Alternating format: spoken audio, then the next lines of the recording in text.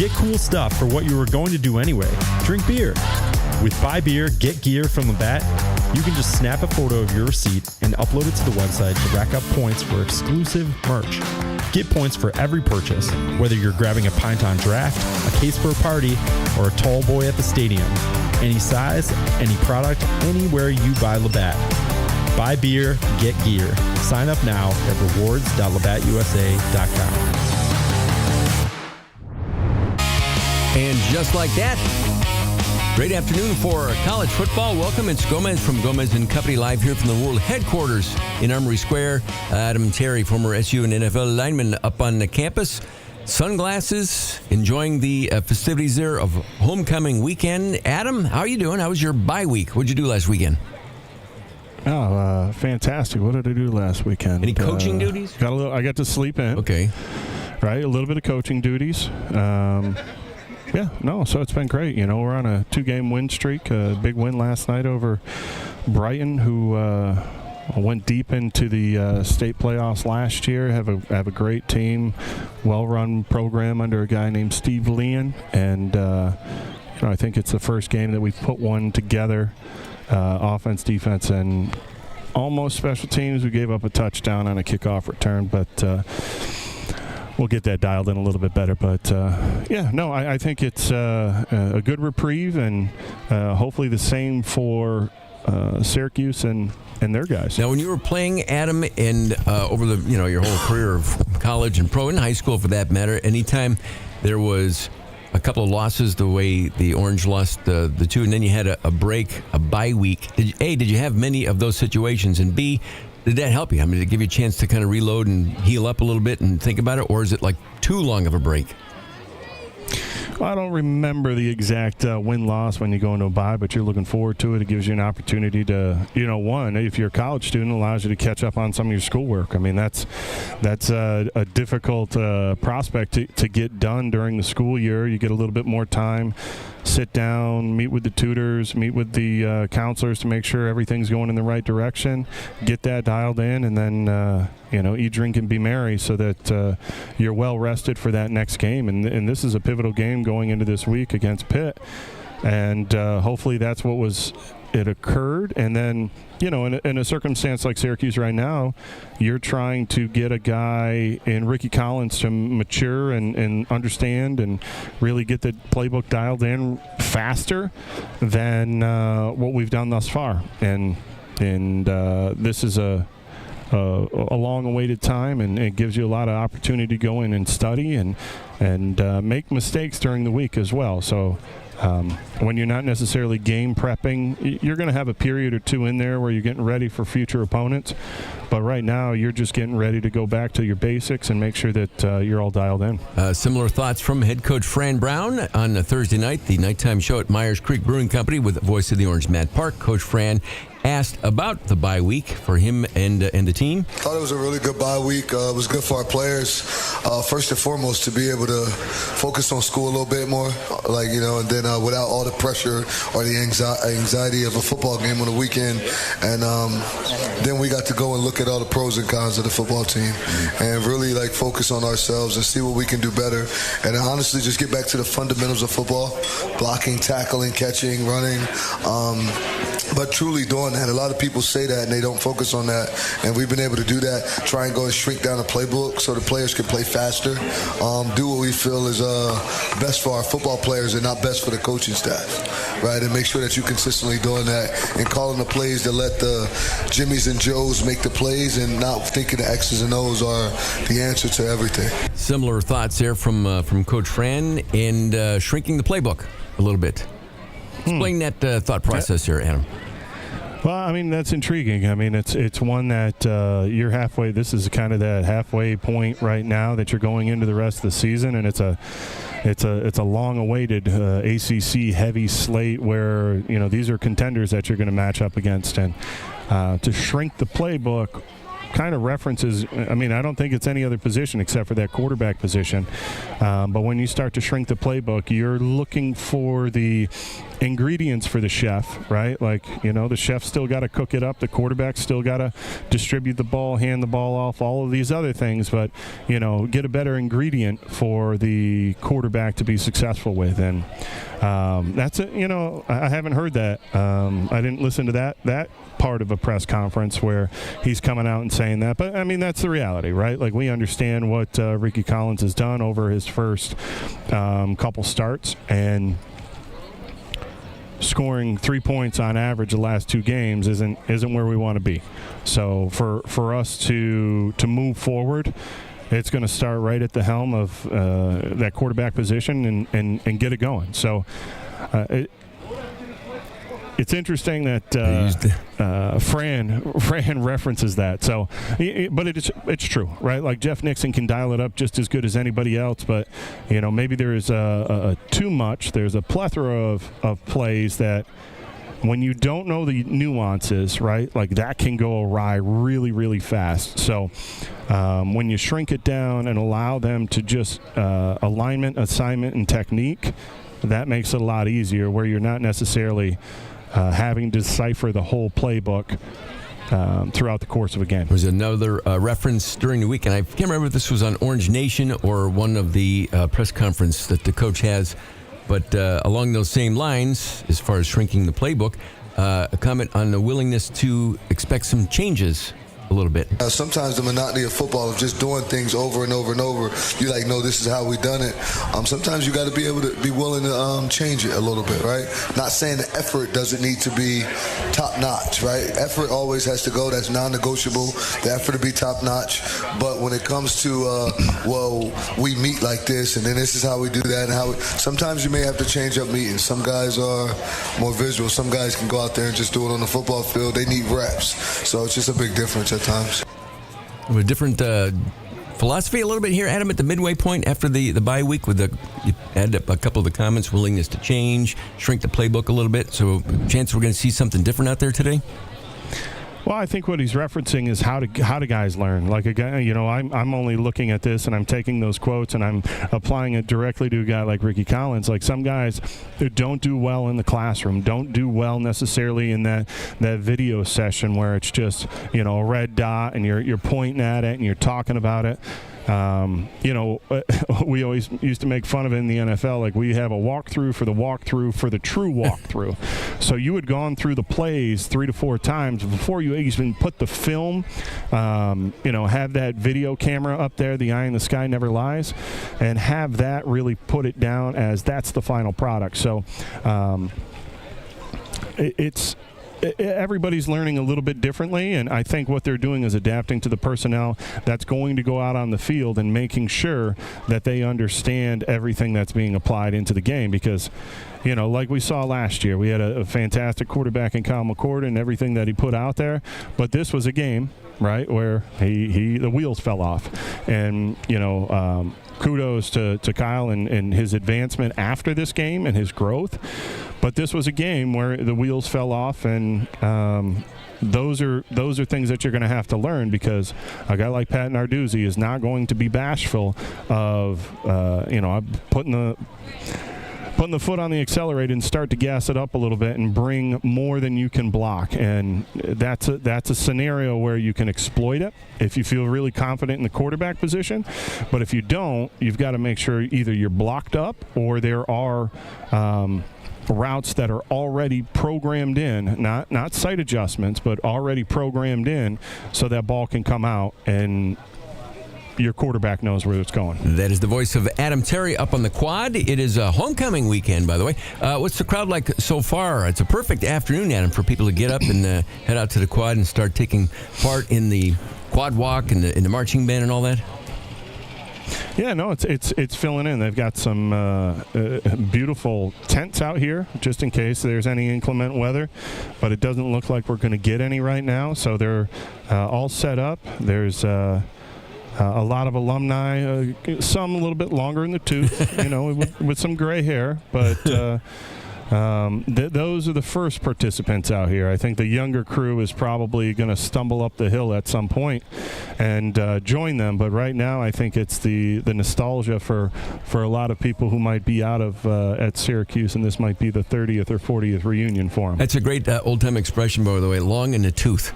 I don't even know where that comes from, but I think that's awesome. Now, are there? Do you have any former teammates who are you going to meet up with today that you know who are in town for the game? I know there are a couple, and it just depends on the, well, I think they're as far as the alumni goes and the football Letterman's club, they do a much better job in the past of making sure that the former players are down on the field. So usually that's where I'll bump into them. I think a guy like Matt Tarullo, I've touched base with a couple weeks ago. I think he's going to be up here.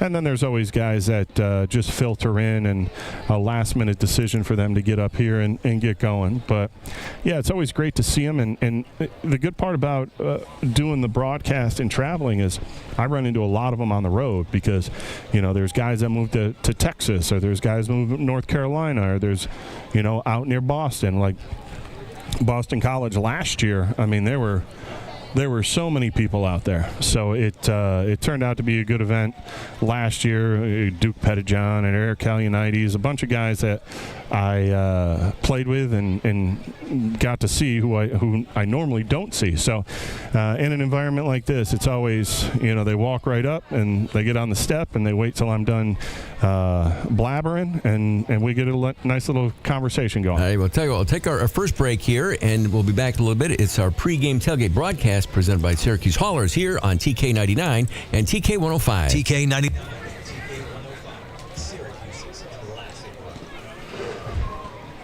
Alrighty, there we got a couple of minutes. Hello, everybody. Rita, Jen. Go Orange, beautiful day.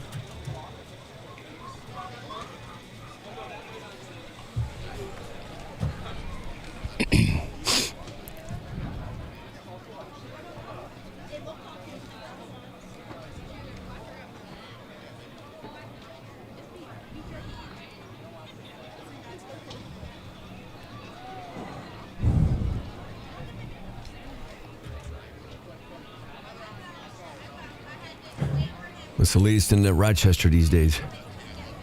Not much. Just that time of year where everything's starting to change over, getting ready for some snow and yard cleanup and all that good jazz. But nothing too crazy. Kids are wrapping up their fall sports. My son's in their first week of playoffs next week against Hilton, who they played in the first game, and they beat them 35-7, but Hilton's trajectory has kept going up, so it'll be an interesting game. And then my son plays soccer. They just wrapped up their JV season. They were undefeated, although they had 3 ties. So I guess in the world of athletics, it's still undefeated. That counts. And then my daughter has one more volleyball game. We watched it this morning, which I get to the midweeks that are at home because I'm walking off the football field right to a volleyball match. Away games I don't get to see too many, but then she had a game this morning, and my parents were able to come out from Queensbury and were able to get and sit and watch a game. Yeah, so we still got about a minute and a half here.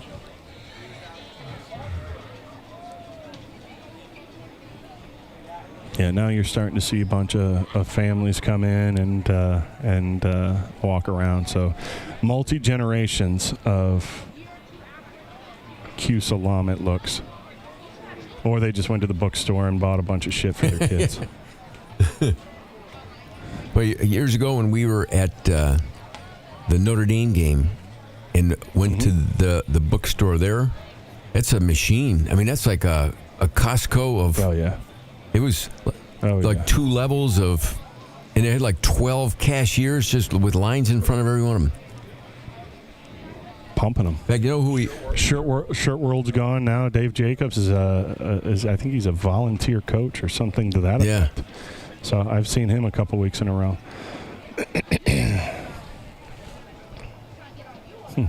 When we were at that Notre Dame game, Brian Cashman was there. Because one of his coach's kids was playing for Notre Dame, so he was happy to be out there for the game. But he bumped into him at the bookstore at Notre Dame and said, "Hey, we're doing a radio broadcast, tomorrow. That's why we're here." He came in the next day, stayed there for like a half an hour. It was great. Oh, wow. Couldn't have been nicer. That's usually not the case, right?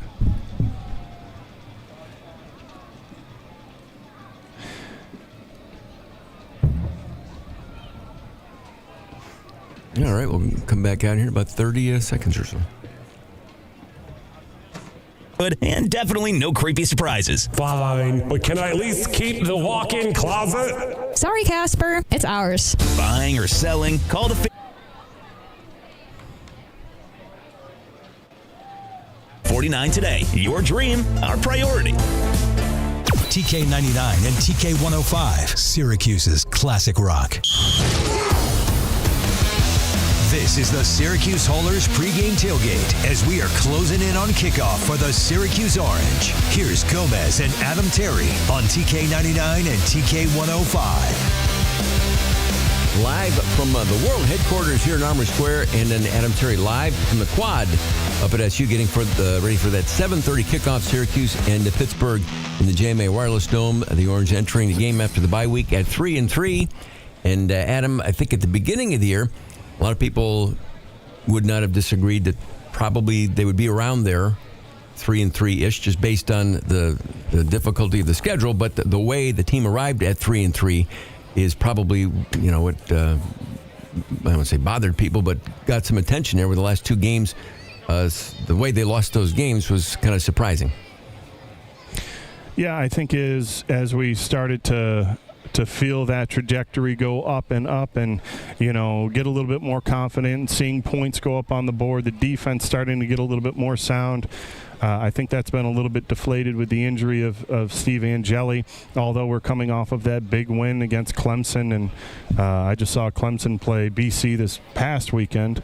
That's what I did on my bye week. It was a recruiting trip for my son, so I had forgotten about that. Wow. But, now you're looking at some of this stuff, and for Syracuse right now, I mean, the pivotal thing right now is, hey, where are you going to go from here, right? You're halfway through the season.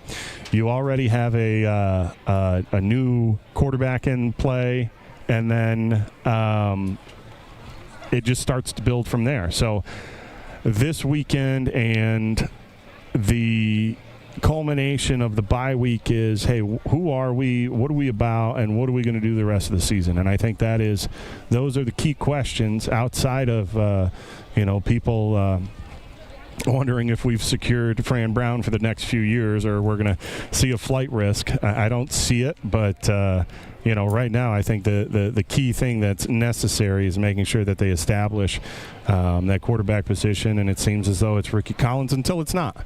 Right? We don't, you're only, and I'm saying that in the context of if somebody goes down, somebody's got to be ready. So, Carney is that backup quarterback's got to be ready and prepared if anything happens. Going to Ricky Collins, talk about him on Monday. Coach Fran Brown, after the bye week, obviously had his weekly press conference on Monday. And I think it was Chris Carlson may have asked him about Ricky Collins, because clearly that question would come up for the coach, and I'll play his response here. Does preserving Luke Carney's red shirt factor into whether you would look for a spark from him? Ricky, our quarterback. We're sticking with Ricky. I want to make sure you understand that, Chris. Ricky Collins is our quarterback. Mm-hmm. We want to stick with Ricky. When something else happens, you'll be the first to see it if you're watching the game, if we had to put him in. But Ricky Collins is our quarterback. We want to stick with Ricky, and everyone else is going to back Ricky up until that time comes for them. And count up how many Ricky references. 8 in that 26-second clip. So I guess Ricky is his job is secure here today. We'll see, right? Until the statement that was made to Chris Carlson from Fran was until you see something with your eyes. So if it is something, it's not going to be at the beginning of the game. It might be something throughout the course of the game. And look, I think a lot of the times you just got to make a statement as a coach, and you've got to back your player. But you've also got to make sure that the path that you're going down is something that everybody can buy into. And the locker room becomes a fragile area, and everybody has their own opinions, and then culminated with the outside world of family, friends, and significant others that will force their opinion into that in that locker room. So for Syracuse right now, they've just got to do a very good job of keeping everybody together, and and for hopefully for Fran and for Ricky Collins, there's an opportunity where they can turn the corner and make this a successful transition from a significant injury to Angeli into the progress of Ricky Collins. And, I think we were talking about it in the booth as I was setting my stuff down and we came out here.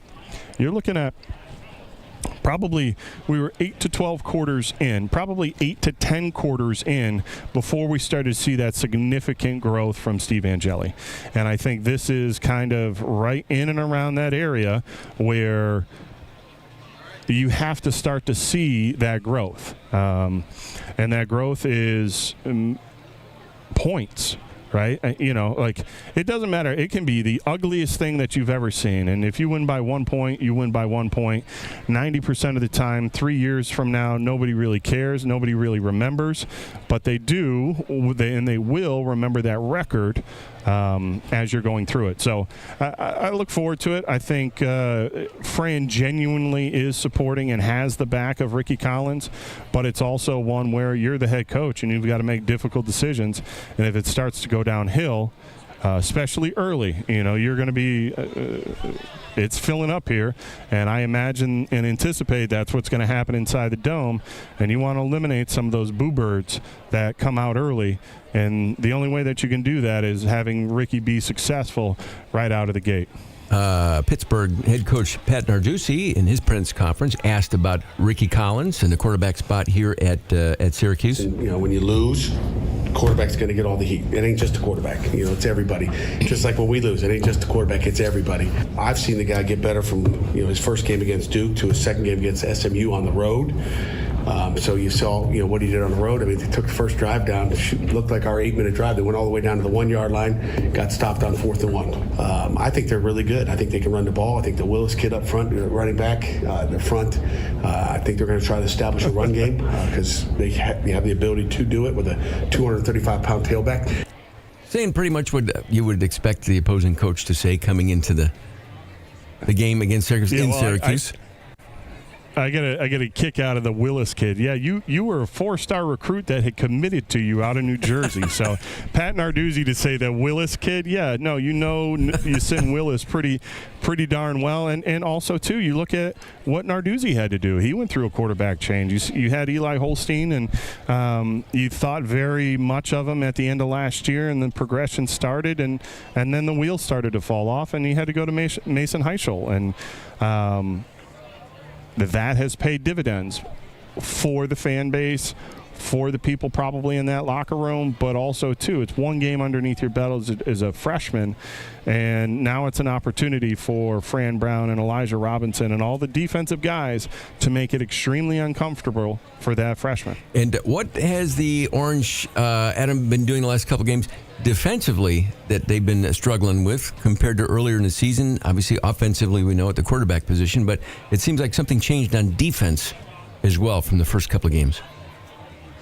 They're out on the field more, right? Like, if you're not putting up points and you're not sustaining drives, yes, you might win the time of possession, but if you're going out there and there's no points up on the board and you gave up a touchdown and you held them to a field goal, and then that next one where it's that make or break, if it's not 10-7 and it goes to 17-0, it is a mental thing. It can break some people, and I'm not saying that that's what's occurring right away, but it happens 2-3 games, right? We're 2 games into it where we've only scored 3 points, 6 points total over the last 2 games. Like that is a mental thing that can weigh on you as a defense. Now, the play out on the field, you've got to do a better job. And but with that being said, doing a better job and tackling and being in the right gaps is one thing, but also, too, it's the wear and tear and being out on the field a little bit more than you're accustomed to because the drives aren't sustained. back to Coach Fran, just his final thoughts on the bye week, heading into the second half of the season at 3-3, and what he told the team about being 3-3, and his analogy here. Talking to the team about finishing out 500 in life. You know, we brung up buying a home, showed them what it was to buy a home. And when you buy a home, how you put a bunch of money down. And then when you go to sell this home at the end, if you don't get any money back and you call that, I broke even. No, you didn't break even. You put all this money down. You lived in the house all this time and then you went to sell it. And you didn't get anything. Breaking even is losing. And we don't want to be even. We talked about that, not being even in life, because being even means you lost. Being even means you lost. And does that make sense to you, Adam? I mean, 3-3, but you've invested so much into it, you don't feel like you're even. Well, I think that's what I agree with is, I don't know. We're not selling the farm yet. So, but the investment aspect, you work extremely hard in that winter season. You work hard during spring football. You're hoping that you have the correct personnel. If you don't, after that spring football, you start to add on, and then you hit, full force into that fall, into that end of summer camp, and then you hope it pays dividends. And I think the analogy for Fran is that they've put a lot of time, they invested a lot of effort, they've literally invested capital into NIL and different things of that nature.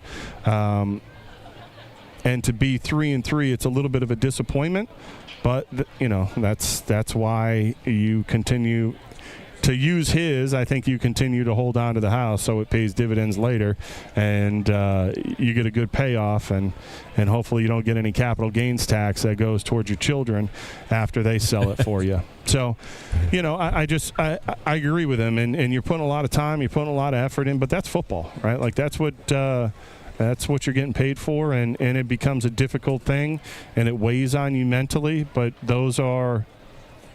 I used to have a bunch of guys that I played with, and, their reference was, hey, we're built different.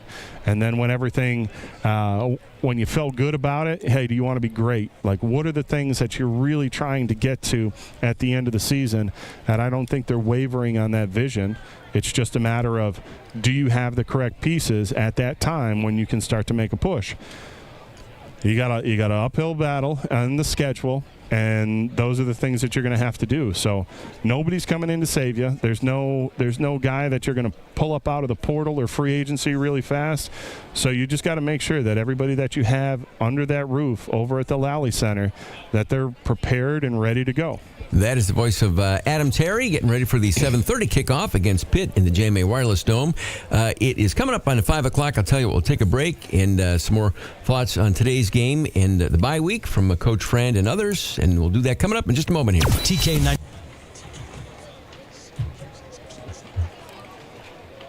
Starting to get busier there, it sounds like? Oh, yeah. Yeah, and then Quad Walk looks like it's pretty populated over there. There's just not a lot of real estate on the quad today, so it seems as though everything's pushed to the outside. There's two big tents in the middle. That was one of the interesting parts about SMU, was just the tailgate nature and what it was. It's not Ole Miss on the Grove, but it is, you've got some pretty cool areas in there that I was told the higher shelf liquor that was served came with a nicer chandelier within the tent. Okay. So you knew as you were walking by that you were going to get premium or you were going to get Boone's Farm. Just by looking at it. All right. So, but I think that's the one thing that I think Syracuse misses, is because of how everything's arranged and being on the hill. Like, you just don't have that, like, crucial tailgate area. And if you do, you're up at Skytop, or you're in different areas. So you're on the west lot down below the law school, or you're below Shine, or even below Marshall Street, or you're up in Skytop, and that makes it hard because everybody's just coming in as one instead of having the ability to. I mean, this quad could be a good scene if everything's just rolling.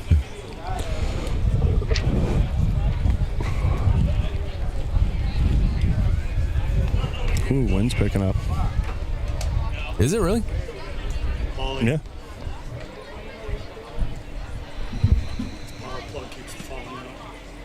We don't need that. Molly, the power plug on that is really loose. I had the Raptor on another cable. Thank you. Because it keeps falling out. Damn. It happens to me a lot. Got a loose hole.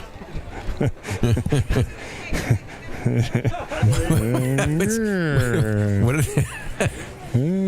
I can't repeat that over the air. I heard a little bit of that. Might get censored here. Okay.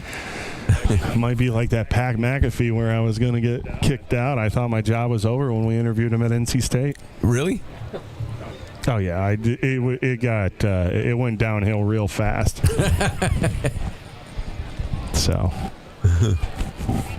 and Pat was early in his career where he just thought he could say whatever he wanted to say, and it just started spewing. And what game was it? NC State, he came in the booth, and I had known him when I was at Indy, and we used to have him over to the house because I was like a little bit older than some of these guys, but not much older. So I was in that tweener. So I'd hang out with the older guys. I'd hang out with some of the younger guys, and, Pat would get after it. What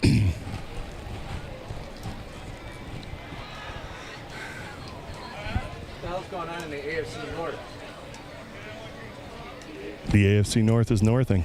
It's horrible. Oh, come on. Flacco's lighting it up. How about Steelers? Maybe put someone on Jamar Chase. He kept running the same route. It's crazy.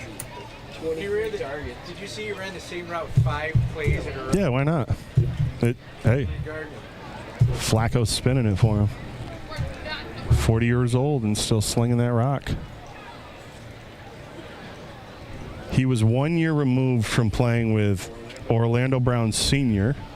and then having Orlando Brown Jr. as his tackle.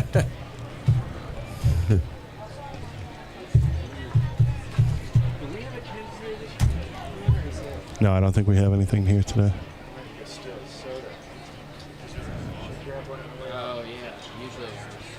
I mean, you're only a couple years older than Joe, right? I mean, I'm 2 years older. Yeah, Joe was going into my third year, Joe was our first-round draft pick out of Delaware. So I played with Joe, and who was I was telling an official last night. They're like, "Oh, Joe Flacco." I was like, I remember when Joe Flacco could have the keys to the city in Baltimore. He was probably 25 plays into the game.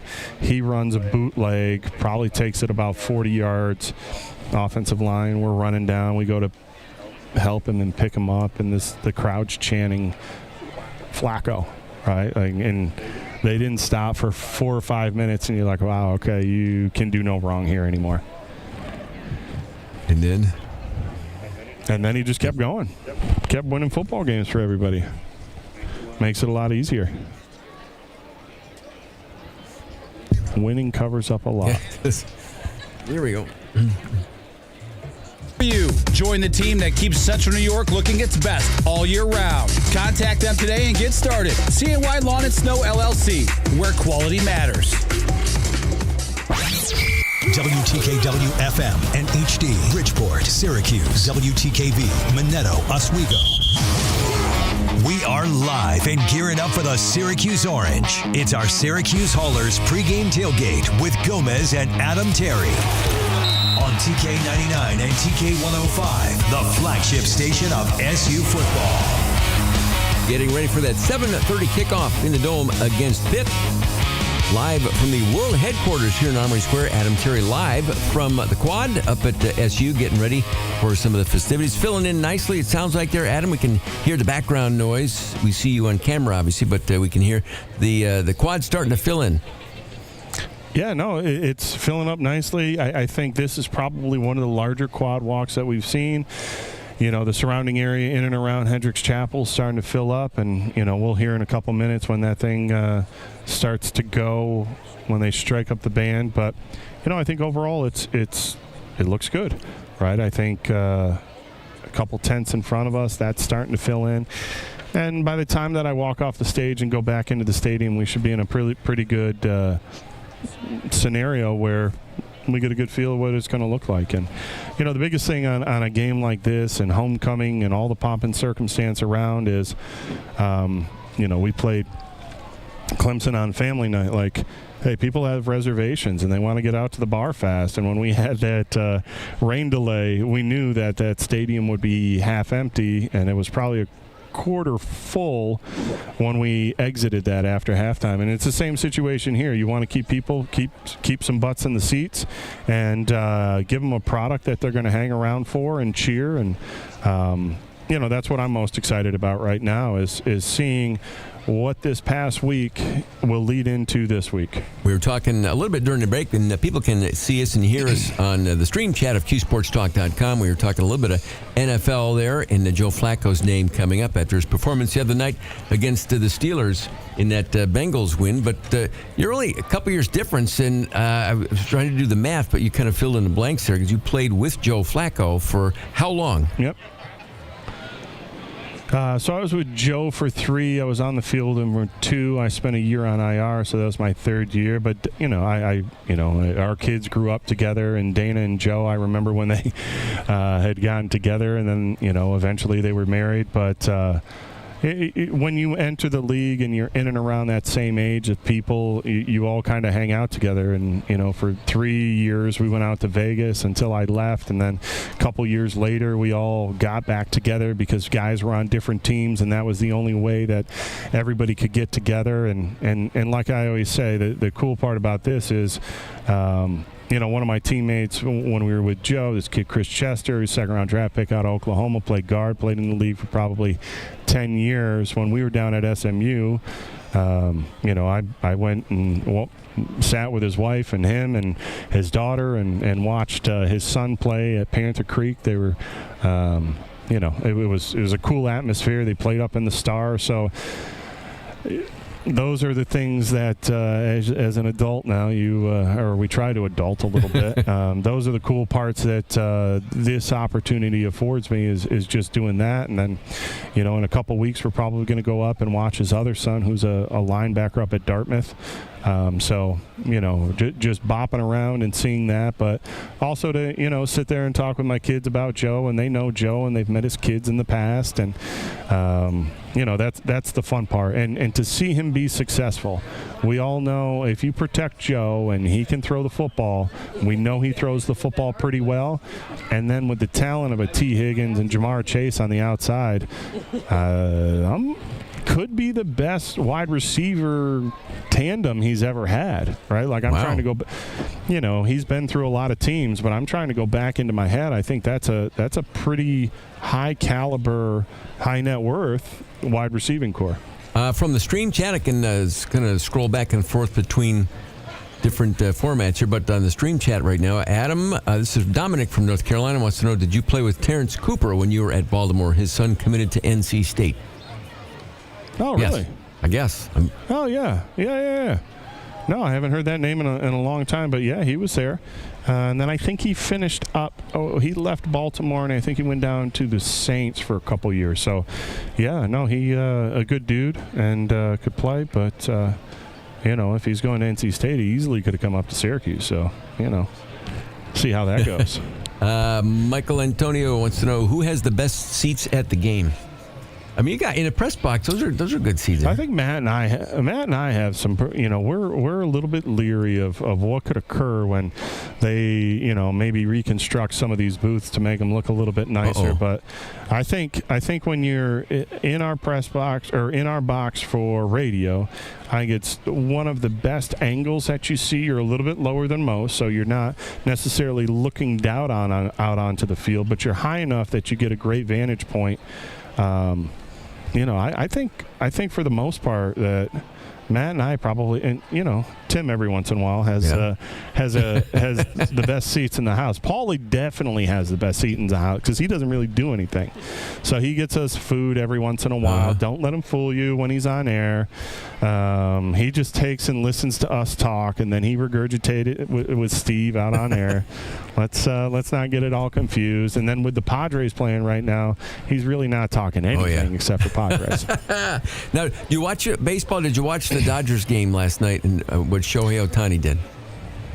So the interesting part is, as soon as my son's game ended, they have like a jumbotron, right, which is pretty cool. They have a jumbotron at their high school game, and in public school and all, and they threw it up right as our game ended, and then to watch those guys, like, it's pretty amazing. So I do a lot of sports performance. We train athletes, and we get them ready for the next level. And one of our kids is Ernie Clement, who plays for the Blue Jays. Right now, Ernie's on a tear. I think he has the highest batting average in postgame or postseason history, if that sounds about right. And then he just got a home run stolen from him right at the warning track going over the wall. So, yeah, I'm a de facto Blue Jays fan right now, because if I'm not and Ernie comes back in the offseason, we hope he comes back again and not necessarily goes somewhere else. But a great kid out of Brighton, New York, and if you're trying to find a good story to follow, great kid, great baseball player, and I think he's in his big year right now where he might have to back up a Brinks truck in order to keep him around. So, that's the fun part is, I was telling my dad we're watching some football, and I was like, hey, we got this kid, and he's like, oh yeah, no, that's great. And I was like, no, that kid right there. He goes, oh. So, that's the fun part. I think that's the thing about when you watch professional sports, even if you're watching Syracuse, it's like, I was talking with one of the officials last night. We were talking about Rashard Perry and what he was when he was at Bennett, and the impact he had on a game. And I go, unfortunately, I think his health this year is up and down, and he might be done for the year. I'm not 100% sure, but when he hits somebody, he shocks them, and that's the cool part of sports to me, especially this collegiate, and then you get into the pro, where you affiliate with people, you either hate on them, which a lot of people do, or you affiliate with the guy that, hey, my son played against this guy, or we knew him back when, and that's the fun part about watching kids as they progress throughout the college ranks. I remember years ago, we were for the radio station going up to Manley Fieldhouse to do a video for a commercial or something like that, and it was Marvin Harrison was having his pro day, and he was getting out of the car, and I remember him just getting out of the car and walking into Manley Fieldhouse. He just looked different. Just his physique, his stride, he just had that, whatever that extra thing is that guys like that have. He had it. You could tell. Yeah, and then, fast forward a few years, and his son, hasn't really met the expectations in the NFL right now, but I think he will. And, I'm a Marvin Harrison Jr. fan because of Dad, right? Like you're watching him and watching them throughout the ranks. And, when I was out in Indianapolis, met him a few times after he was done. And then that's the same thing as people that you follow or meet. Now all of a sudden I become a little bit of a Cardinals fan when I get to turn that on, because I think Junior is a freak of nature. I tell you what, we'll get to a break here, and on the other side, some final thoughts heading into tonight's 7:30 kickoff, and then let you and the other guys get ready for part 2 of your duties here today. But we're live here at the World Headquarters. Adam Terry live at the Quad. It's our pregame tailgate broadcast here on the flagship station for Syracuse football, TK99 and TK105. TK99. Yeah, he just got the way he just got out of the car and walked in his sweats. He just looked like a different cat. He was like that extra whatever it is, that natural athleticism. Yeah, he was that and a bag of chips. Oh, but Paulie's got food. It doesn't matter, Paulie. It's okay.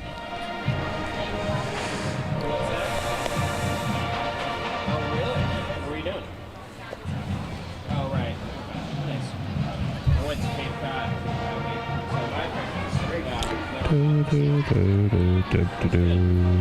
boom, bum, bum, bum, bum. Bum, bum, bum, bum, bum, bum.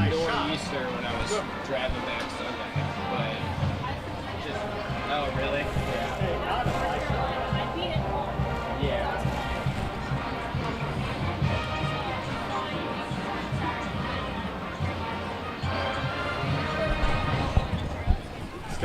you. So you went Raleigh to Charlotte. The circle. That makes sense.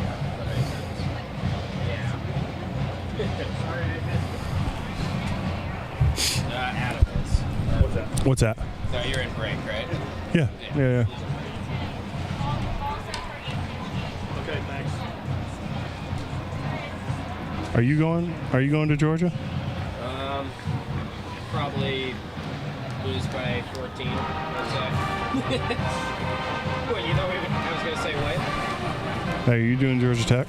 Yeah. You doing Georgia Tech? You driving or no? I can't hear you. Georgia Tech. You going? Score, I'll look it up. No. For the next game. You going to Georgia Tech? Oh, for the no, next game? I'm doing the basketball game with him. Yeah. Oh, they're here? Yeah. At Buffalo. Oh, yeah. That's what I keep saying this week. Big game. They'll be booing like crazy. Exhibition. Bad early.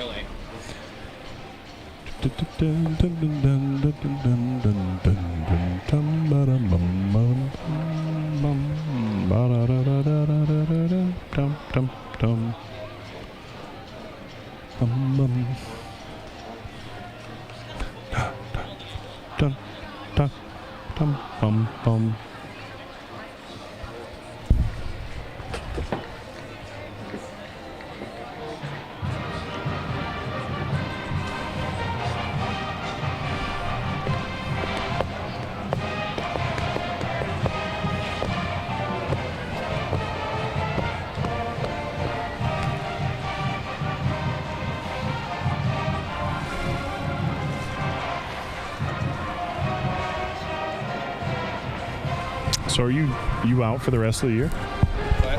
You out for the rest of the year? Yeah, I don't think I'm gonna.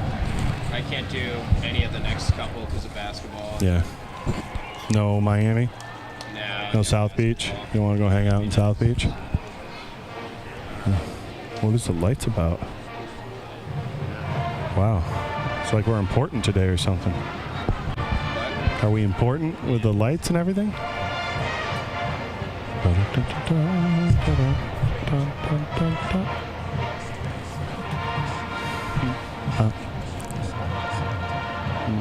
How's the food in there? We got any food in there? I didn't look. That's the one thing I didn't do today. That's our tent right here. No, inside. What? What's the press box spread today? I didn't even say. A bag of chips? Hot dogs, boiled hot dogs. Oh, God. I would take a boiled hot dog. It could be better than some of the other stuff I've seen. Okay. But where were we? Somewhere this year where it had the worst food I've ever had. Oh, you were talking about it. There we go. Oh, Clemson. We are live and gearing up for the Syracuse Orange. It's our Syracuse Haulers pregame tailgate with Gomez and Adam Terry on TK99 and TK105, the flagship station of SU football. Getting ready for the 7:30 kickoff at the Gameday Wireless Dome at Syracuse hosting Pittsburgh. Adam Terry up on the quad. Sounds like a party going on. You hear the band up there, and you're singing along to the fight song there, Adam. It's just a great time of the day when that part of the afternoon happens. Yeah, no, I mean, the sun's setting a little bit. It's nice and warm out. It's not one of those games where we've got 2 home games left. You got UNC on a Friday night. That'll be kind of very similar to what this is. And then at the end of the year, we're going to bundle up and we're going to bring out sleeping bags and set a garbage can on fire just to keep warm out here. So that area right now is prime real estate in front of Hendricks Chapel, and guys are walking through, and I think this is the calm before the storm, right? You get to walk through fans, you feel the initial support, you go in, get your ankles taped, get everything ready, strap the pads on, and away we go. So this is kind of that point in time for me where, you're right around kickoff, and people are filling in. The alumni base is hanging out near Hendricks Chapel. And it's almost go time, right? So this is where you get to dial it in and get locked in and prepare for the game. Pittsburgh and Syracuse, kind of an old school matchup.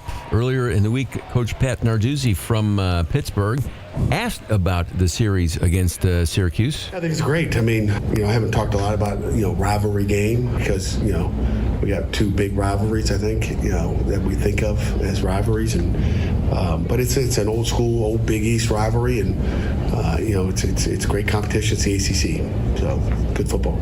Sounded like he was dancing around a little bit there, like, well, there was two that we mentioned about rivalries.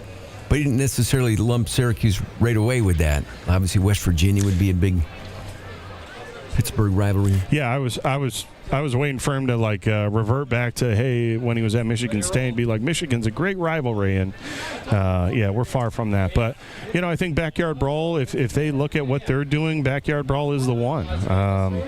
And for us back in the day, it was the Schwartzwalder Trophy against West Virginia as well. So I think we both share that mutual affection against West Virginia. But in this one, when the ACC restructured everything a couple years ago and they went into that scheduling, it was, hey, Syracuse is always going to play BC, Pitt, and then, oh, by the way, Florida State, which is not a rivalry for us, but it was a great opportunity to go play against a good team. And, for us, I think it's the old Big East, put the ball down. You're going to run the football as much as possible.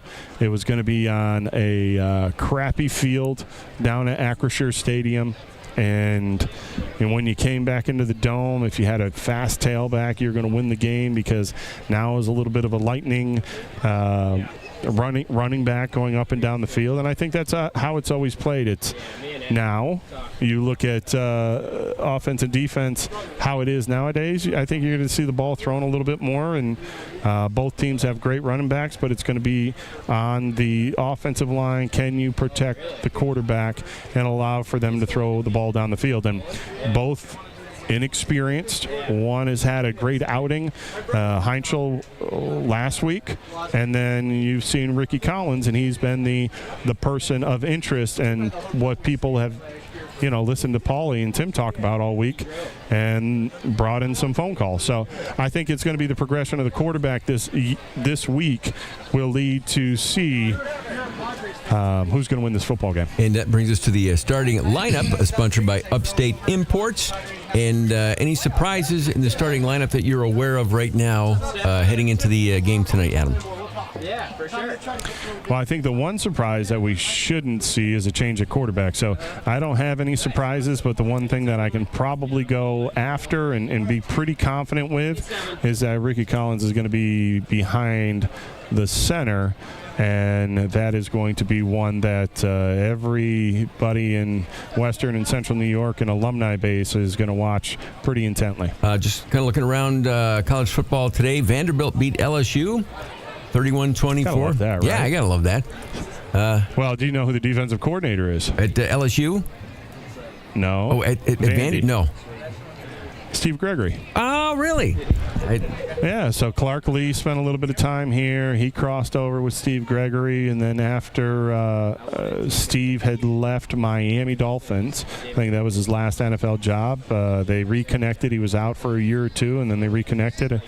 Now he's a DC down there at Vandy, and he's doing a good job. And then last night, Louisville upsetting Miami 24-21. And throwing a little bit of a monkey wrench into some plans there for the ACC.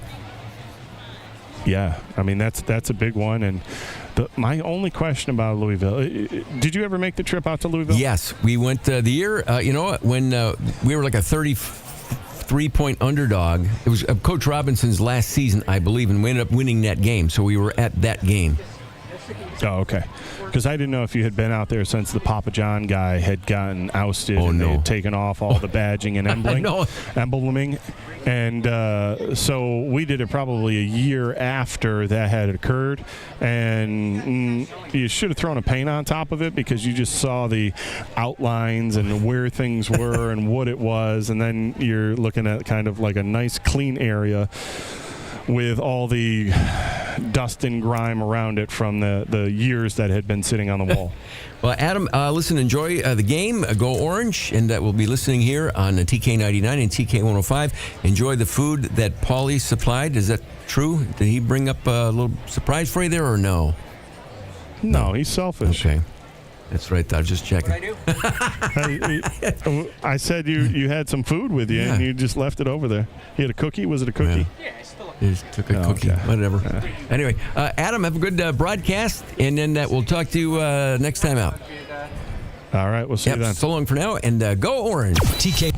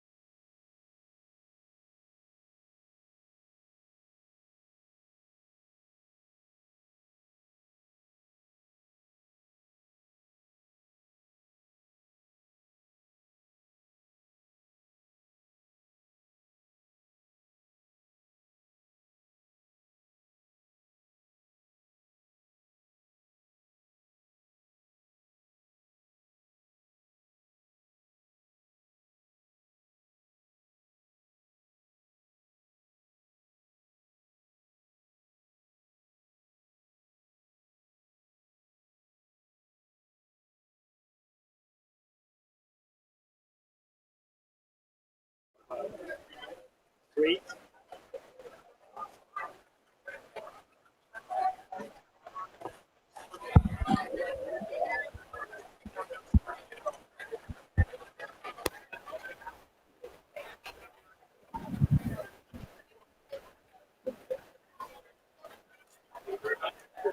Okay.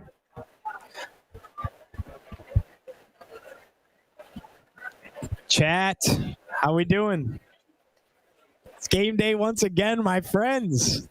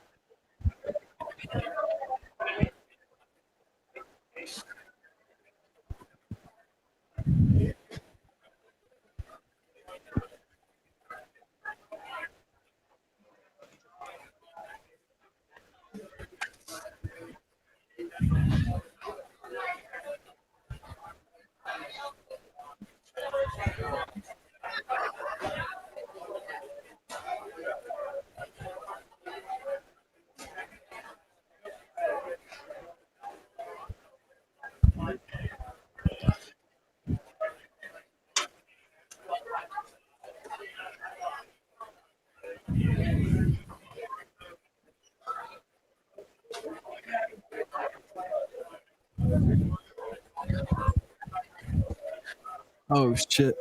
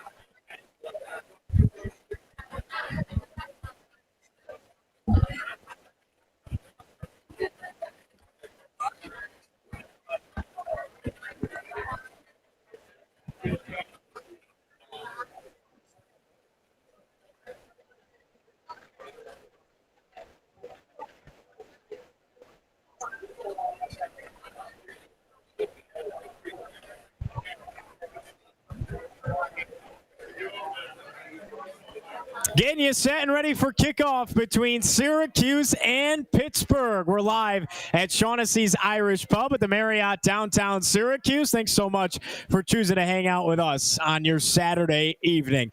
Man, it doesn't get any better than the bright lights of the JMA Dome. It's a primetime matchup, Northeast rivalry going back to the old Big East days, Syracuse and Pitt. We've been fired up for this one all week long here in the 315. Giovanni Heater with you. So glad to be hanging out, getting you geared up for a big one between the Panthers and the Orange. And this, for so many reasons, does feel like a must-win game for both teams, but particularly for the Syracuse Orange. And I say that because of what the rest of the schedule looks like.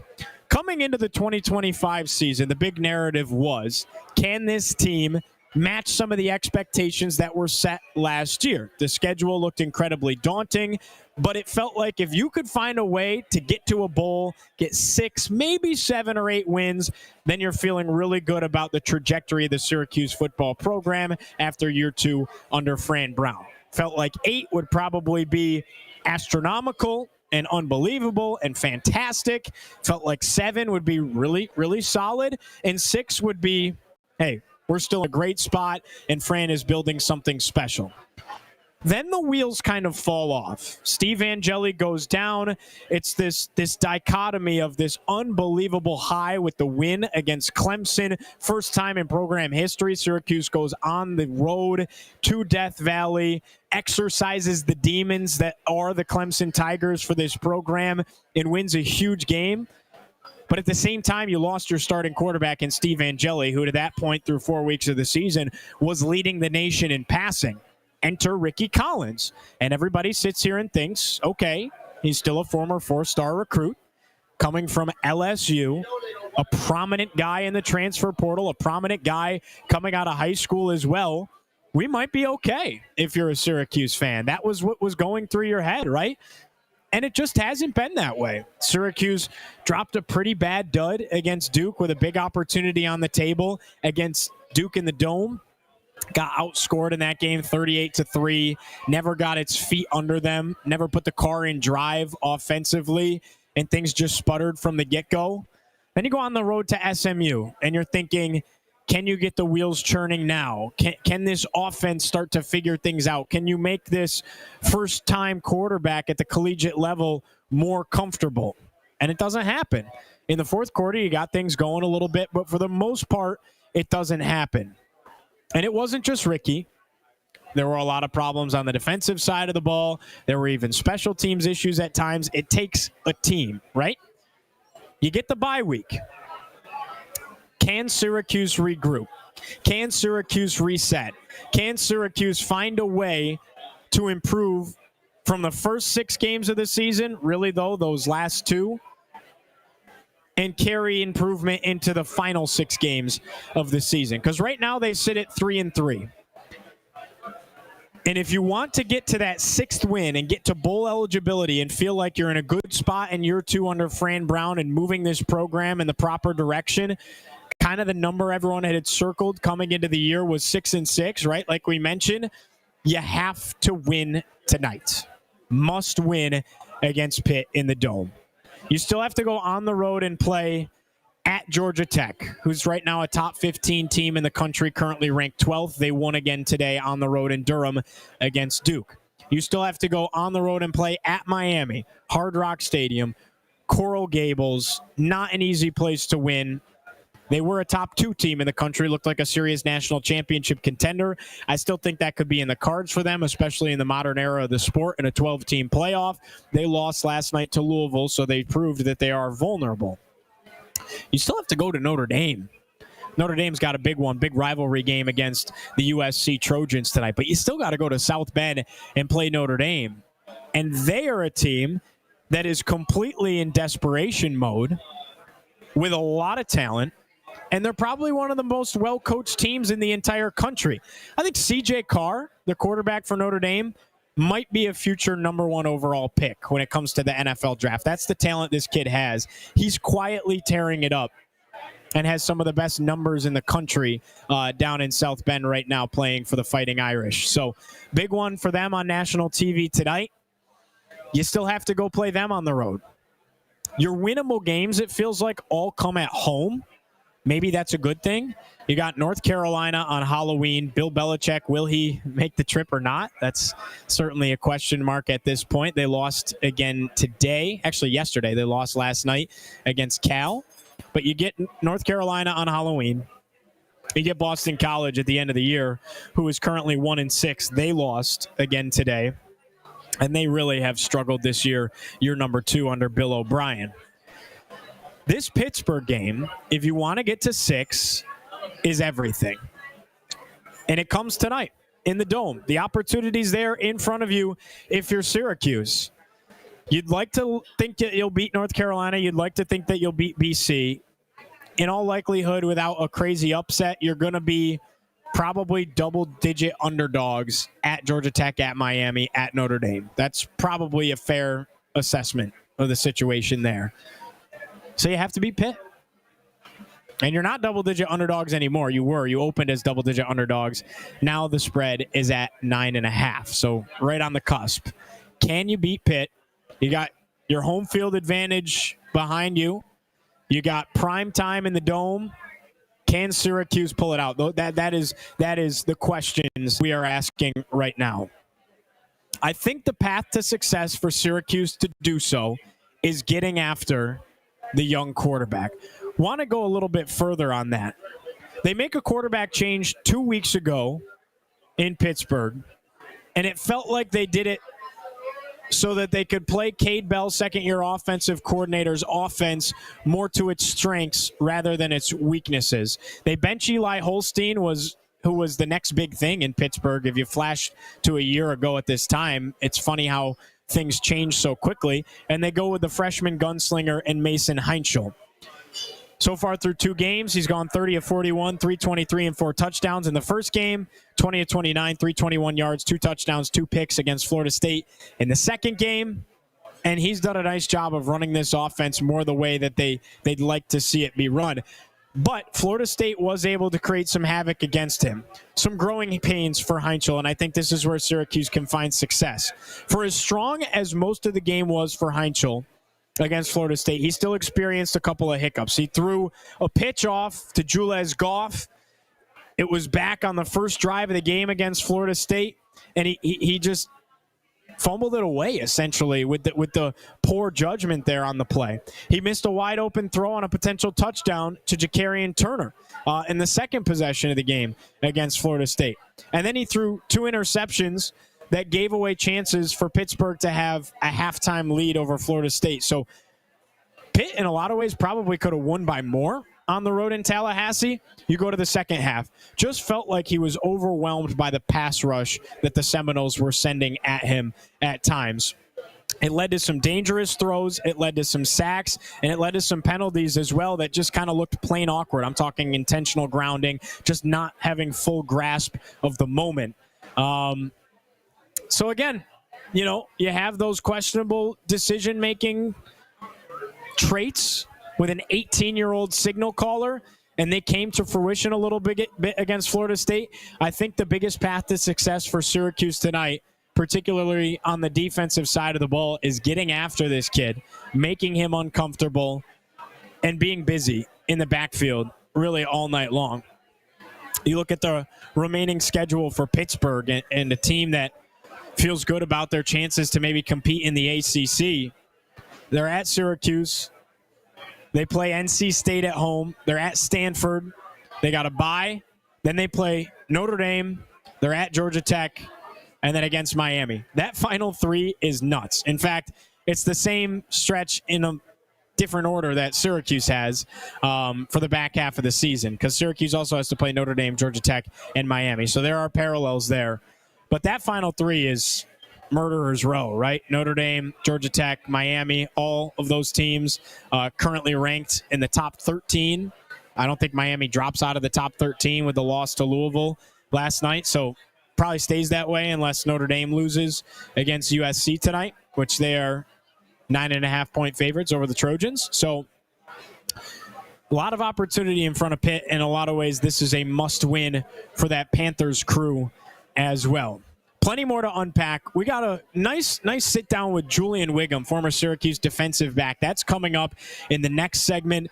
Throughout the rest of the show, we're going to kind of unpack a little bit more how this offensive scheme has changed for second-year offensive coordinator Cade Bell when moving from Holstein to Heinchel as the signal caller. We're going to make our predictions, and finally we'll send it over for the final hour to our guys, Mike McAllister and Stephen Fonte, up on the quad just outside the Dome, and they'll take you right to kickoff. Let's have a fun one. Syracuse and Pitt. It's a rivalry game in the Dome. Makes you giddy. You get up for Saturday nights like this with the lights on in the JMA. We'll step aside. You're tuned in, as always, to Cuse Sports Talk and ESPN Syracuse.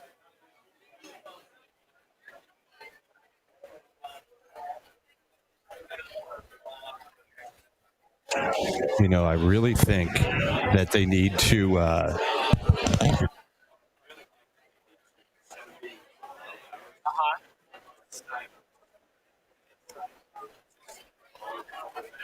And then go nuts? Yeah.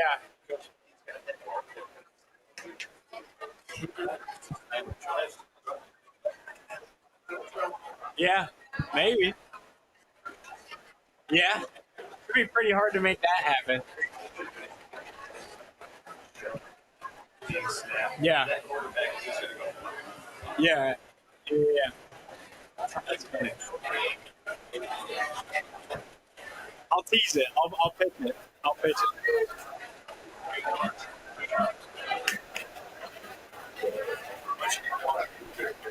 Yeah, you got it. Yeah, you got it. Hey, Jen. I did not see that. I'm sorry. I'm going to have to check it out. I rarely ever see DMs unless I'm looking for them. So I'm sorry about that. I don't know if I don't get the notifications or what.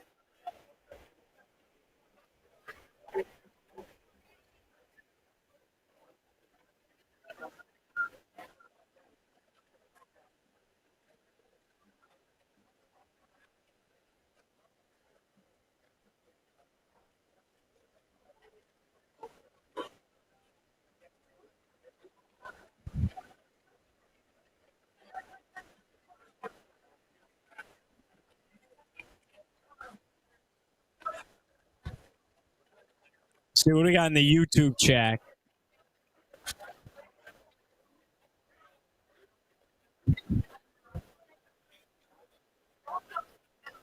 Yeah, I agree, guys. Get behind Ricky, Get behind Ricky. I'm with you.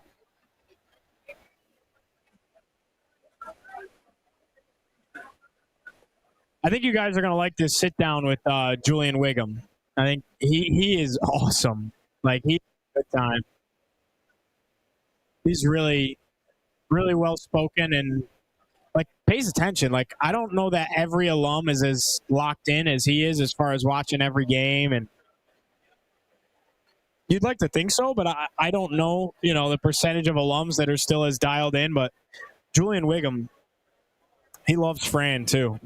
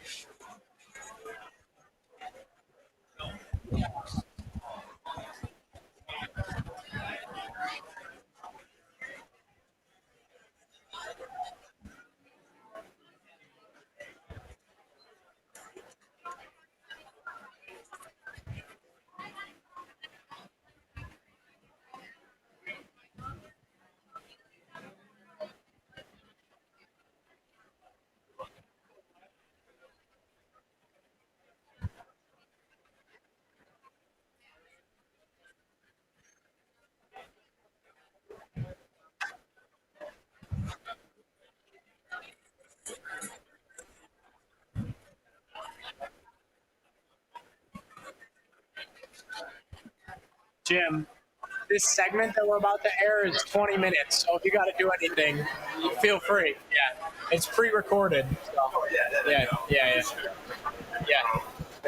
So. Yeah. Hey, let's go. That's what's up. Okay. Oh, okay. Oh.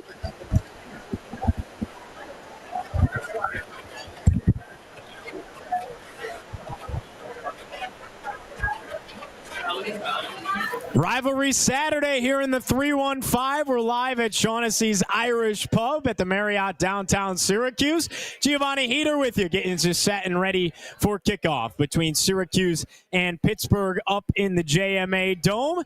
And we got an awesome segment for you here. I had the opportunity earlier this week to sit down with former Syracuse Orange defensive back Julian Wiggum. He works a lot with News Channel 9, and Stephen Fonte does a lot with them, but we wanted to bring him on here at Cuse Sports Talk and chat not only just about the upcoming game. We did talk a lot about Syracuse and Pitt and Ricky Collins and all that in the back half of the show, but we also talked a lot about what he's up to now, his thoughts on Fran Brown, what it's like to be an alum of the Syracuse football program, still following and having eyes on what Fran Brown is building here in Syracuse. It was a really fun chat. Julian's an awesome dude. I really think that you guys are going to enjoy. So without further ado, here's that sit down from just a couple of days ago with former Cuse defensive back Julian Wiggum. Welcome in, Cuse fans, to our pregame report as we get you set and ready for Syracuse and Pittsburgh on a Saturday night in the Dome. And we switched things up a little bit this week, brought on a former Syracuse football player. So pleased to be joined by former Syracuse defensive back Julian Wiggum. Julian, man, thanks so much for taking the time. Man, thank you for having me on the show. Now, I was telling you pre-show, man, it's been awesome. And I'm excited to have the invite. I've been seeing your work on Twitter and such, and you're doing a great job. And I thought it was pretty cool that I got the invite to do this. So more than happy to hang out on the show with you today. Well, I appreciate you saying that because, like I was telling you, I grew up in high school getting to watch you play and ball out. So I really appreciate the full circle moment for sure. Well, I know you do a lot with Stephen Fonte, who obviously works for us here at Cuse Sports Talk. You're involved with News Channel 9 over there. But for those that aren't in the mix, you're kind of newer to our audience right here at ESPN Syracuse and Cuse Sports Talk. So give us a little bit of an update on what you're up to nowadays. Yeah. So, my background, I originally started doing this. I was, doing the master's program at Newhouse. And I have been bouncing around a few different outlets in the local Syracuse area, covering Syracuse football for a little while. And eventually, those student loans started to creep up and need payments. So it was crazy how it worked out. I actually, I was, really just looking for work, and I had applied for an MBA at NYU, thinking, I'll try my luck in finance. And it worked out where I ended up sitting with a guy who they'd have an alumni program. Who was like, listen, I think you are exactly what we're looking for right now. So here's the proposition for you. You can either do this program and get a job in 2 years, or you can come hang out with me, take an internship, and see if you can get a job right now. And I'm like, you know what? I looked at my wallet. I think I had maybe $3.78 in there. Like, you know what? I'll take a job right now. Yeah. So the way it's worked, I've been in finance. I've been trading. I started with repo. I've grown into like some front-end rates, front-end derivatives since then. So I've been in finance now for about 5 years. I started at TD Bank. I've worked for a hedge fund. I now, assist in running a desk at another Canadian bank. So life's been pretty good for me. The student loan payments, obviously a little easier to manage these days, but that's kind of where I've been. But the nice thing is I still get to use that critical thinking model of, okay, if this is happening, how do you look at this? And if this is happening, how do you look at this?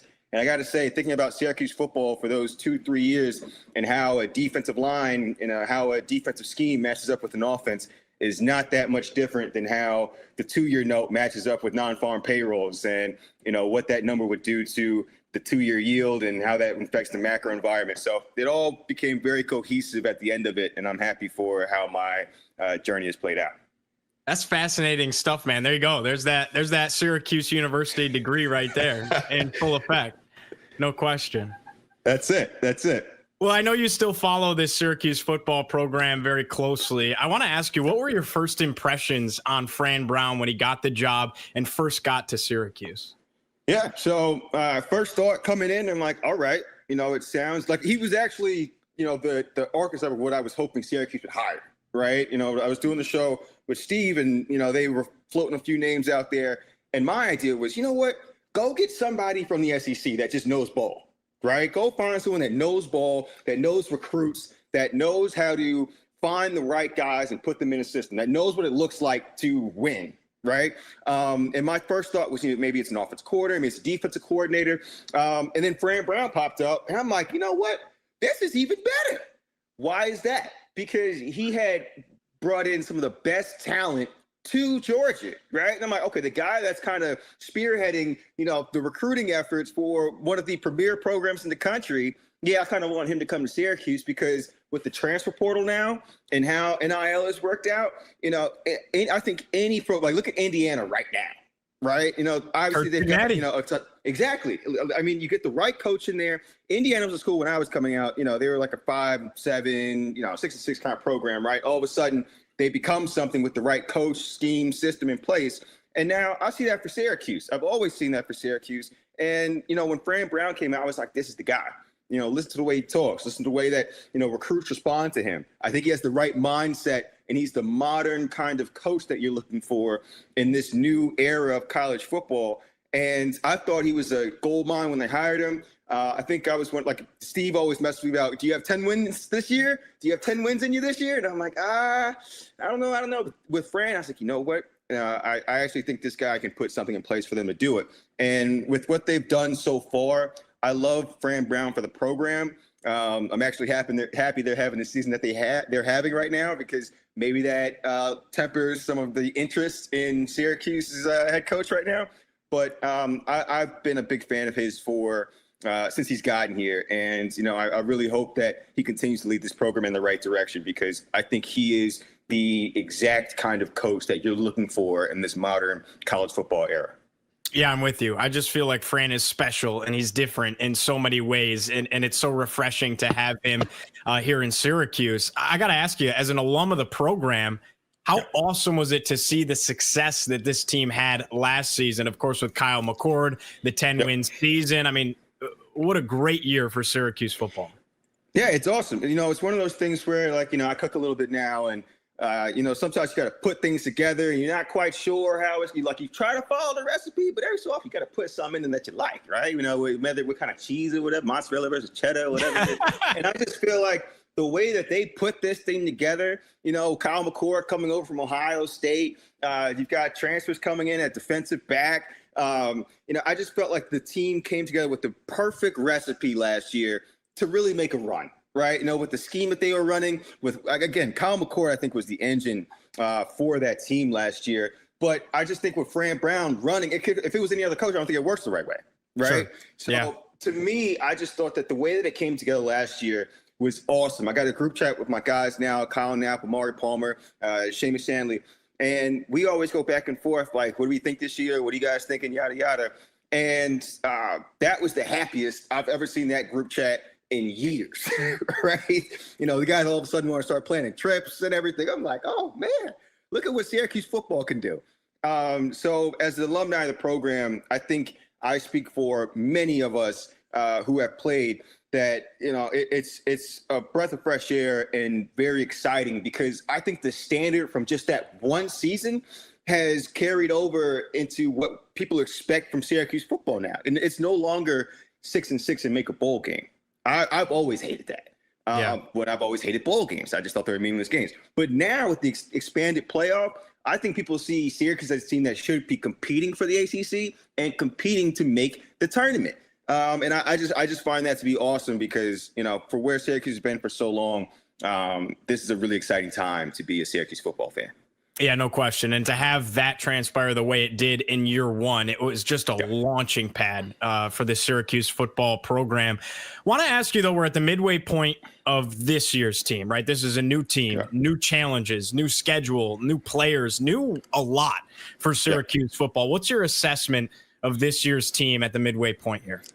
Yeah, so if you had asked me this, just going into Clemson, I was a lot more optimistic on where I thought this team was going to go. I thought Steve Agnelli had been Kyle McCord part 2, essentially, to me, right? This offense, to me, is one of the best in college football in terms of the scheme that he uses, the way that it makes it easy on a quarterback to make a read. It's really 1, 2, oh, it's not there. Then the skill point of the quarterback comes in. I know where 3 is because of this defense. And you can say that about a lot of offenses, but when you simplify something to the point where it's just automatic, right? And maybe Kyle McCord was advanced because he's that senior, transfer quarterback, and maybe the processing power is a little bit faster because of the experience. But to me, it seemed like, he picked that up in 1 season. And then Angeli came in, I think he was a redshirt sophomore. I think he had 2-3 years experience, basically. He came in and immediately picked it up. All of a sudden leading the country in passing yards. To me, I'm like, yeah, this is the kind of offense a quarterback wants to play in if he wants to get to that next level, if he wants to put up numbers, right?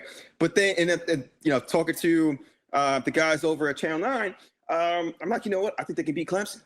I think they can. It just reminded me of those, previous, like that. The one that came to mind was that NC State, Florida State rivalry, because I'm from Florida. It just reminded me of that because they'd always play them close, and then one every so often, NC State would just win the game. Right. And to me, I thought Syracuse was going to be the NC State of that rivalry because they play them close. And this year, I thought they had the right ingredients because of where they were at quarterback versus where they were on the defensive side. And after that game, I was like, you know what? Clemson may not be that great, but I do think Syracuse is good enough to continue this run. Since then, I don't know. I mean, I do know what happened. Steve got hurt. Angeli got hurt. All right. Which hurt. But, with Collins coming in, I had heard about Trevor Pena and his issues with the quarterback situation. That's going well, by the way, in Happy Valley. right. I find it funny how things have worked out for the kid. Hopefully, I got paid or whatever. You wish him well. You wish him well. No question. Right, of course. Go get your money, man. To me, I'm like, you're spending my money. I deserve some of that. But at the same time, no, I'm more than happy for these guys getting paid. But from what I heard, Payne was essentially saying, hey, I don't think the next guy up is good for me. And I think a lot of receivers probably thought that he just had the power to leave. And when you see something like that, that was a red flag in my mind that, Collins may not be the guy. He may not be ready, right? And we see him get into the game, and he has not been. The criticism has come in very strong and heavy. Some of it deserved, I think some of it not. But in my mind, since that period, I don't think Syracuse has the engine it needs to run as effectively as it could. And then on the defensive side of the ball, I'm not sure if the scheme is lining up correctly. It's a 4-2-5 with, the multiple fits on offense between the 3-man front, 4-man front. I think coordinators are starting to lose their touch a little bit on how to game plan for offenses. So on both sides of the ball, I think there needs to be some improvement. I think on the offensive side, it's more player focused. But on the defensive side of the ball, I think that's more of a scheme fit and really putting your players in position to succeed because I do think they have a talented defense this year. Big one coming up in the Dome on Saturday, of course, with Pittsburgh in town. This is a Pitt team that has really had the opposite happen, right? They made a change at quarterback. It's worked out for the best. Now they're looking like possibly one of the top half teams in the ACC. So Saturday definitely got a lot more difficult. You look at the Syracuse schedule the rest of the way. You still have to go on the road and play at Georgia Tech. You have to play at Miami. You have to play at Notre Dame, right? And then when you look at the home games, you have Pittsburgh, you have North Carolina on Halloween, and you have Boston College. This is a team that sits at 3-3. How crucial is this Pittsburgh game when it comes to trying to earn a bowl bid and get a 6th victory this season? Yeah, so the way I look at this, it's less so about even getting to the bowl game because, again, I think recruits, because I still think I have this immature brain that still somewhat relates to recruits. And to me, I don't think recruits care about bowl games at all. right? It's more so, is this place a fit for me? And why is that? One, can you still win games? How are they coaching this? How do they look on television? That's why I think national games and being on TV is important for Syracuse. I think it's important just for the continuity of recruiting and where they're going as a program, right? I know coaches will sell, around that or away from performance on the field. But to me, it's this Pitt game, I think is important for recruiting defensive players and what they do to improve and how they look on television. Because to me, I saw that got the freshman quarterback, I'm forgetting his name. I saw him against, Florida State a little while back. And, he's throwing for 300 yards, but the kid can't throw outside the hashes to save his life, right? And to me, I mean, it's a very obvious defensive situation. And then, I haven't watched genuine film in, years, but I could tell just from watching that game, what Schaefer would have done is just get in his face, make him look outside and become frantic, right? I'd imagine Pitt will game plan around that. Syracuse will game plan around that, but you got to pressure this kid. He was playing high school football last year, right? Get in his face, go after him, and then you've got to make these plays. Pitt is a game I think they can win. I think BC down the line may be a potential win for them if they can get this thing together. If Rick Collins can figure this thing out, I think that's a win. The rest of those games, it's going to be tough to watch, I think, for this year. But even North Carolina? You're right. North Carolina with Belichick over there, I think he lost focus months ago. His mind is very far away from that program, I think. But yes, UNC I think will be is also a win. I think and a potential win for Syracuse. I mean, they have to win that one actually. So there's some wins on the table, but as far as the Miami's of the world, Notre Dame, like that, those games to me, it's first half. All right, hopefully I drank enough to enjoy the rest of my Saturday.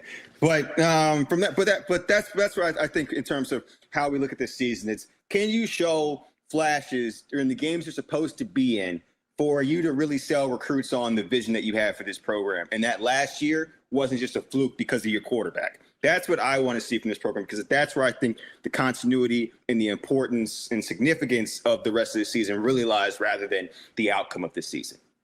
Yeah, I'm with you. And I think it's so unfortunate the way that losing your quarterback really can derail a season. It's like, I almost want to remind the fan base, right? Like the one year the New England Patriots didn't win the AFC East was the year that Tom Brady tore his ACL in week 1, right? Exactly. And they missed the playoffs. It's like, excellent example. When you lose your quarterback, and Steve was really cooking, he was leading the nation in passing, like we had alluded to. It's really hard to put the wheels back on, if you will. So that's what I always try and remind the fan base a little bit. Agree. Obviously, you had some battles with Pittsburgh back in the day, right? Anything come to mind? Any fond memories of playing against the Panthers? You know what? It's funny you say a fond memory, because I actually don't remember the play at all. We were playing Pitt. I think it was my junior season. We're going to the game. That was back when they had, what was the kid's name? I'm forgetting. 23. He was one of the top receivers at Pitt. Honestly, I think in their history for all-purpose yards. He went on to go to the NFL. But he was my matchup. That season, my junior year, I was if I want to get to the NFL, I got to cover the top guys. And turns out I had and then on top of that, one of my roommates, my freshman year, Dantes Ford, had transferred to Pitt. So we're going back and forth on Instagram, just shooting it and excited for the game. Was it Tyler Boyd? Tyler Boyd. It was. There you go. There it is. Great memory. I Googled that. Boyd. I'll admit I Googled that. it was going to come to me eventually. The CT is slowly catching. He's a good ball player, though. Yes. I was looking forward to this matchup. I was like, man, if I can get this one, this will be great. And it worked out where I cover him. I cover my old roommate. We're going back and forth, John, whatever. And eventually I ended up having a back shoulder PBU, right? And it's funny because everybody, I see it on tape, right? Like, oh, man, that's a great play. And my coach's like, if you could just do this all year, we'll be all right. And I'm like, I don't know how I did it, because after the play, I felt like I woke up at the game. And you'll notice on the film, everyone slapped me in my head after the play, right? So at some point, some lineman with a heavy palm or something hit me hard enough that I sustained some kind of concussion on my way to the sideline.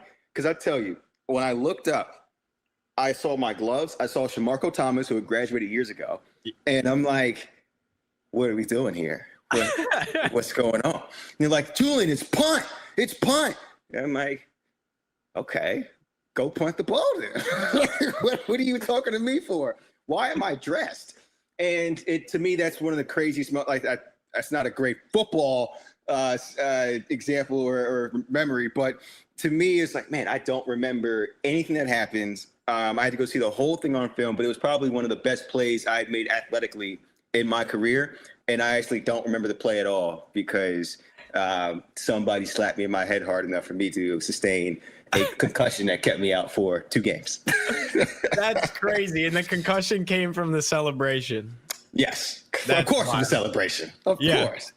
Yes. If you don't get hurt celebrating, you weren't celebrating hard enough. Okay. All right. Fair enough. Fair enough. All right. Last one for you here, man. This is great. I think we're definitely going to have to do this again before the season's over. Can we get a prediction for you for Saturday? Syracuse and Pitt in the Dome. What do you think? You know what? I'm going to take the Syracuse upset this game. I'm not sure what the line is anymore. I think it was around 7. If I'm mistaken? I want to say it was up. It was as high as 10. I think 10.5. Oh my! At one point, I know. Because they're always sleeping on the Cuse. And I think Syracuse is good money this year, regardless. I'm going to take them 1 to cover, but that's the thing they win this football game. So, to me, I just think that there's enough on tape for this defense to take advantage of that Pitt quarterback and what they're doing. And on the on the other side of the ball, Narduzzi is just like Scott Schaefer to me. They press corners. They want to put pressure on you. If Ricky Collins can put it together for 1 game, it'll look amazing on film because they are vulnerable on defense if you can just go after those guys. I just know that defense so well. Go up top, get the ball out of your hands. I think Syracuse can win this football game if they put it together on defense, create some turnovers, and on offense, take some shots down the field. That's my vision for this game. If it plays out, you heard it here first. I love it. All right, Julian, man, thanks again so much for the time. Enjoy watching the game. I know you're on vacation this week, so enjoy the rest of your vacation. We'll talk to you soon. Absolutely. All righty now. Have a good one now. All right, you too. He's Julian William. I'm Giovanni Heater. We're back after this. It's Cuse Sports Talk and ESPN Syracuse.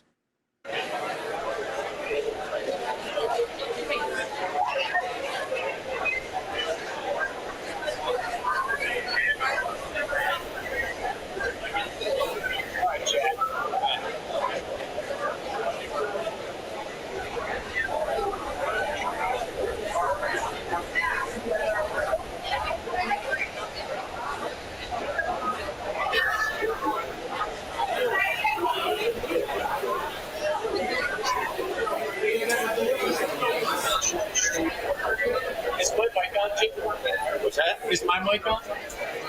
Yeah, okay. What's up, Chad? How we doing?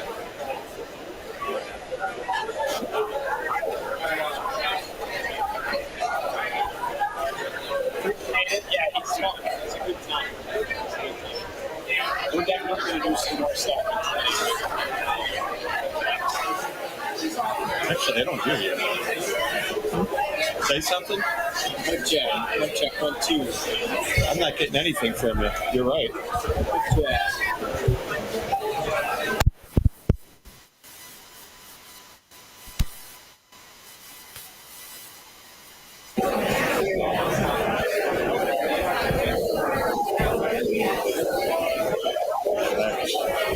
Disconnected, you know.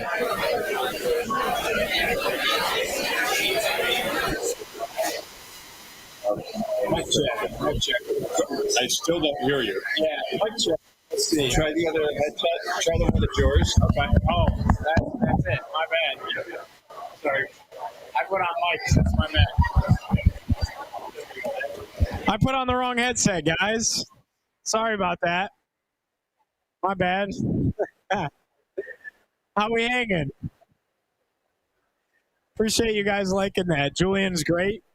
We're definitely going to have him on for more stuff for sure. For sure. He's awesome.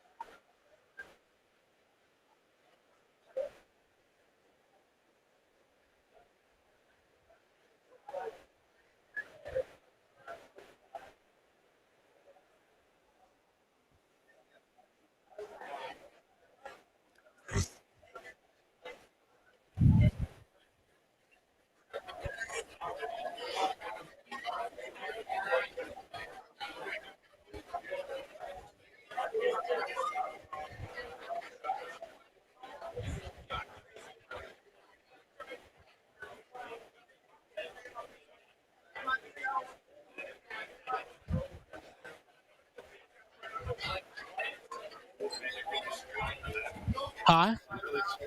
That was my bad. I didn't mean to put the wrong one on.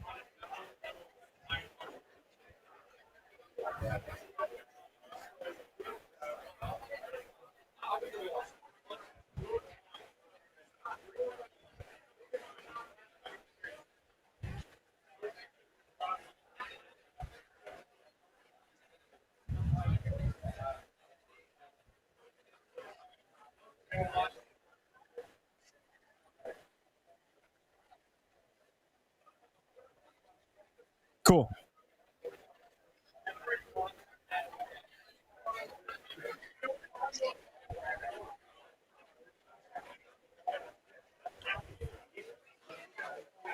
We're getting you set up and ready for Syracuse and Pittsburgh under the bright lights of the JMA Wireless Dome. Welcome in to Shaughnessy's Irish Pub at the Marriott downtown Syracuse. Hi, everybody. Giovanni Heater with you, getting you set and ready and taking you all the way up until 6:30 before we toss it off to the quad, where you'll have Stephen Fonte and Mike McAllister for the final hour leading up to kickoff between the Panthers and the Orange. And with that, it's time for our injury report brought to you by Krause Hospital. Not a ton to go over here for the injury report. I'll take you through the guys that are out very briefly. No Tyshawn Russell this week for Syracuse. Obviously, no Steve Angeli. Cuse going to be without Derek McDonald, Nate Prater, the defensive back, Malachi James at running back, Jackson Ike, the offensive lineman. No Byron Washington. That's the big one. No Byron Washington for Syracuse this week against Pittsburgh. That could play a serious impact on the offensive line. No Nate Edwards today out of the receiving room. And no Rashard Perry on the defensive line. Questionable guys for the Cuse. Will we see Justice Ross Simmons? It's up in the air. Will we see Gary Bryant? That's a question mark. Darius Johnson, Trey Dudley, TJ Ferguson, and Travion Mack, all questionable. And your probable Cuse players, Demetrius Samuel Jr., Jonte Cook, Dennis Jaquez Jr., Chris Peel, Devin Grant, and Dan Villari. That's what the injury report looks like on the Syracuse side of things. When you look at it for Pittsburgh, notable guys that are out: running back Derek Davis Jr., tight end Adam Hawanitz. That's a name to be on the lookout for. And then running back Jalen Brown and Sinquan Smith as well. And then for the questionable guys, the biggest one is Desmond Reed. And I'm seeing some stirrings that there's a chance he doesn't play in this ball game. So Desmond Reed is certainly the name to look out for the Pitt Panthers. He's one of the best offensive weapons that team has, not only at the running back spot, but as a pass catcher as well. So be on the lookout for if Desmond Reed will play or not. I hear we have a caller. We're going to get there in just 1 second. I also got to bring you through tonight's starting lineups. It's brought to you by Upstate Imports. And for tonight's starting lineups for Syracuse, it's a lot of the same stuff that we have seen, but you're going to see Jonte Cook out there on the outside for the receiving room. You hope to have Justice Ross Simmons. Just mentioned him as questionable with the injury report. Ricky Collins, your starting quarterback. Of course, that was confirmed, and there's no question marks there heading into this week. Fran is all go with Ricky Collins as his quarterback. You hope that he starts and finishes the game, because I think that means that he put on a good performance. So that's what it looks like for your starting lineups. On the defensive side of the ball, be on the lookout for Deuce Chestnut, the rest of the crew there as always. So let's go ahead and head to the phone lines. We got a caller on. It's Jake in Iowa. Oh, we don't. Never mind. We lost Jake in Iowa. No worries. So we lost Jake. That's all right. That's all right. Maybe we do have him. We do have Jake in Iowa. All right, Jake, how you doing, man? Yeah, I got you, Jake. I got you.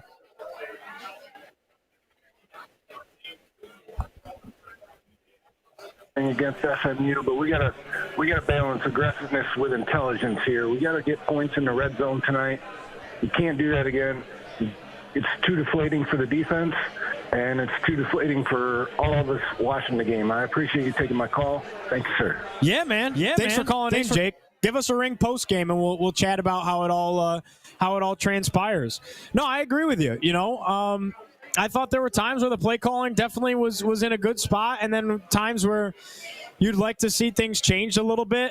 Listen, I trust Jeff Nixon. I do, and I think he earned that by what you saw in the product all of last season, and then through the first 4 games this year with Steve Angeli. Now the question mark is going to be, we know that the pass-heavy, throw it 50, 60 times a game, we know that works for him, right? We've seen the proof in the pudding there.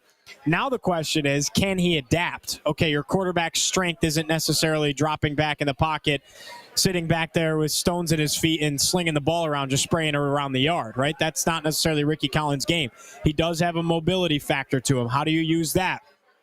If he's struggling throwing the football, how do you lean on other weapons that you have at your disposal on this offense, like a guy named Yassine Willis out of the backfield, right, wearing number 6 in the navy blue tonight?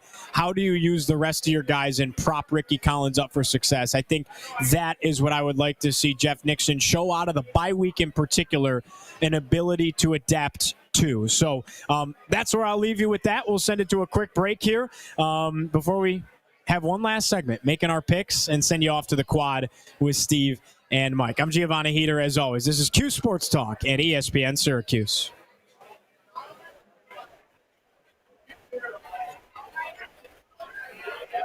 Oh, gotcha.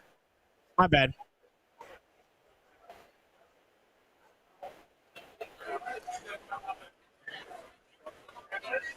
Okay, yeah, so I'll say, because there is an audience on Q Sports Talk too, I'll say if you're sticking around on the radio, here's the crunch. Yeah. Perfect. I'm going to the Thanks crunch. for that, Matt. I didn't know that.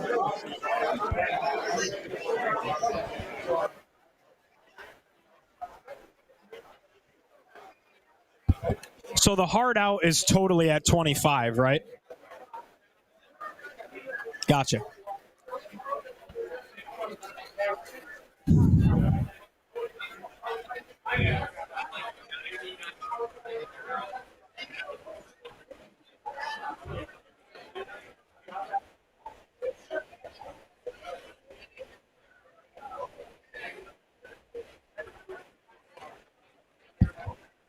What do we think? Drop your predictions, chat. Drop the predictions.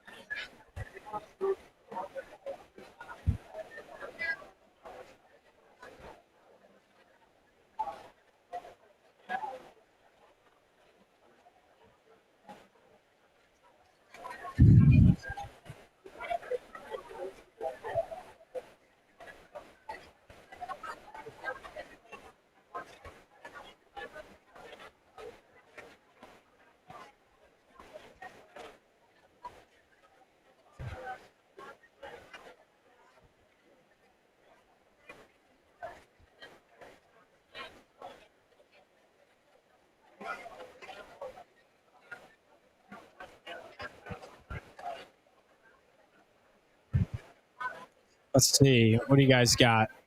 Yeah, Super Cat, the Jeff Nixon love. I like the Emmanuel Ross take, San Diego Cuse. I like it.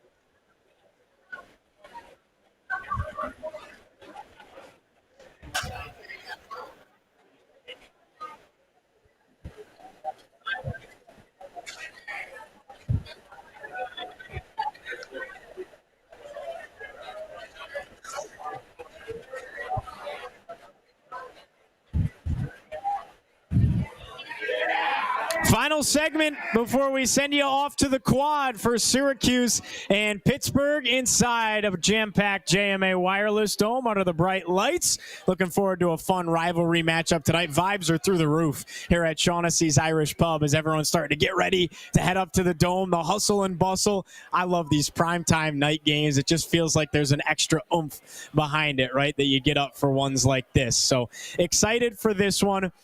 It's our Liverpool Pool Dream Spa outcome. Don't just dream it, live it with Liverpool Pool and Spa. And it's time for our predictions here tonight.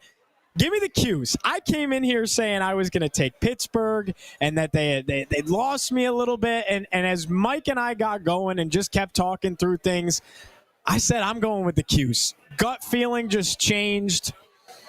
I don't know how else to describe it besides a gut feeling type of a thing. I think 2 weeks under Ricky, this is the last week I'm going to hold on to some serious hope that Ricky's still got a lot of talent, right? You don't end up at LSU, you don't end up a 4-star recruit without having the ability. There was a lot of sitting in his career and a lot of waiting his turn and a lot of time before he was handed the keys and stumbled out of the gate. But maybe this is the game where that switch flips. And if it doesn't, fine. And I'll never say it again. Third time's the charm. Third start for Ricky Collins. He goes out there and slings the rock around.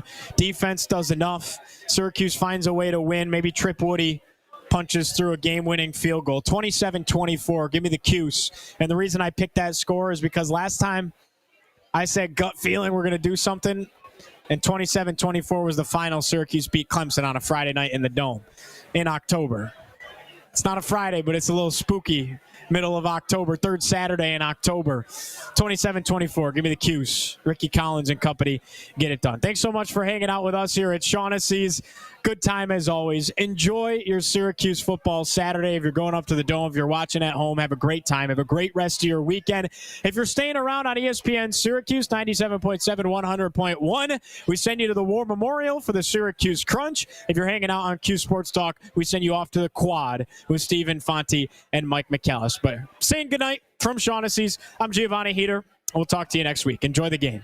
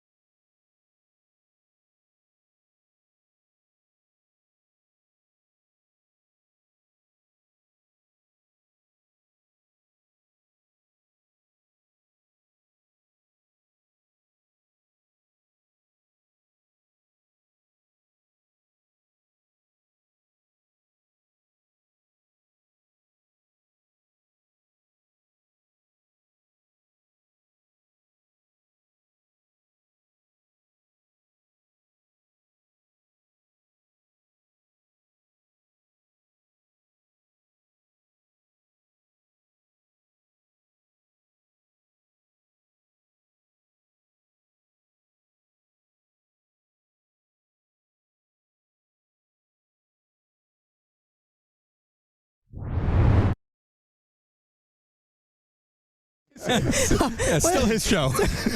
Steve, do you have a role to play in this?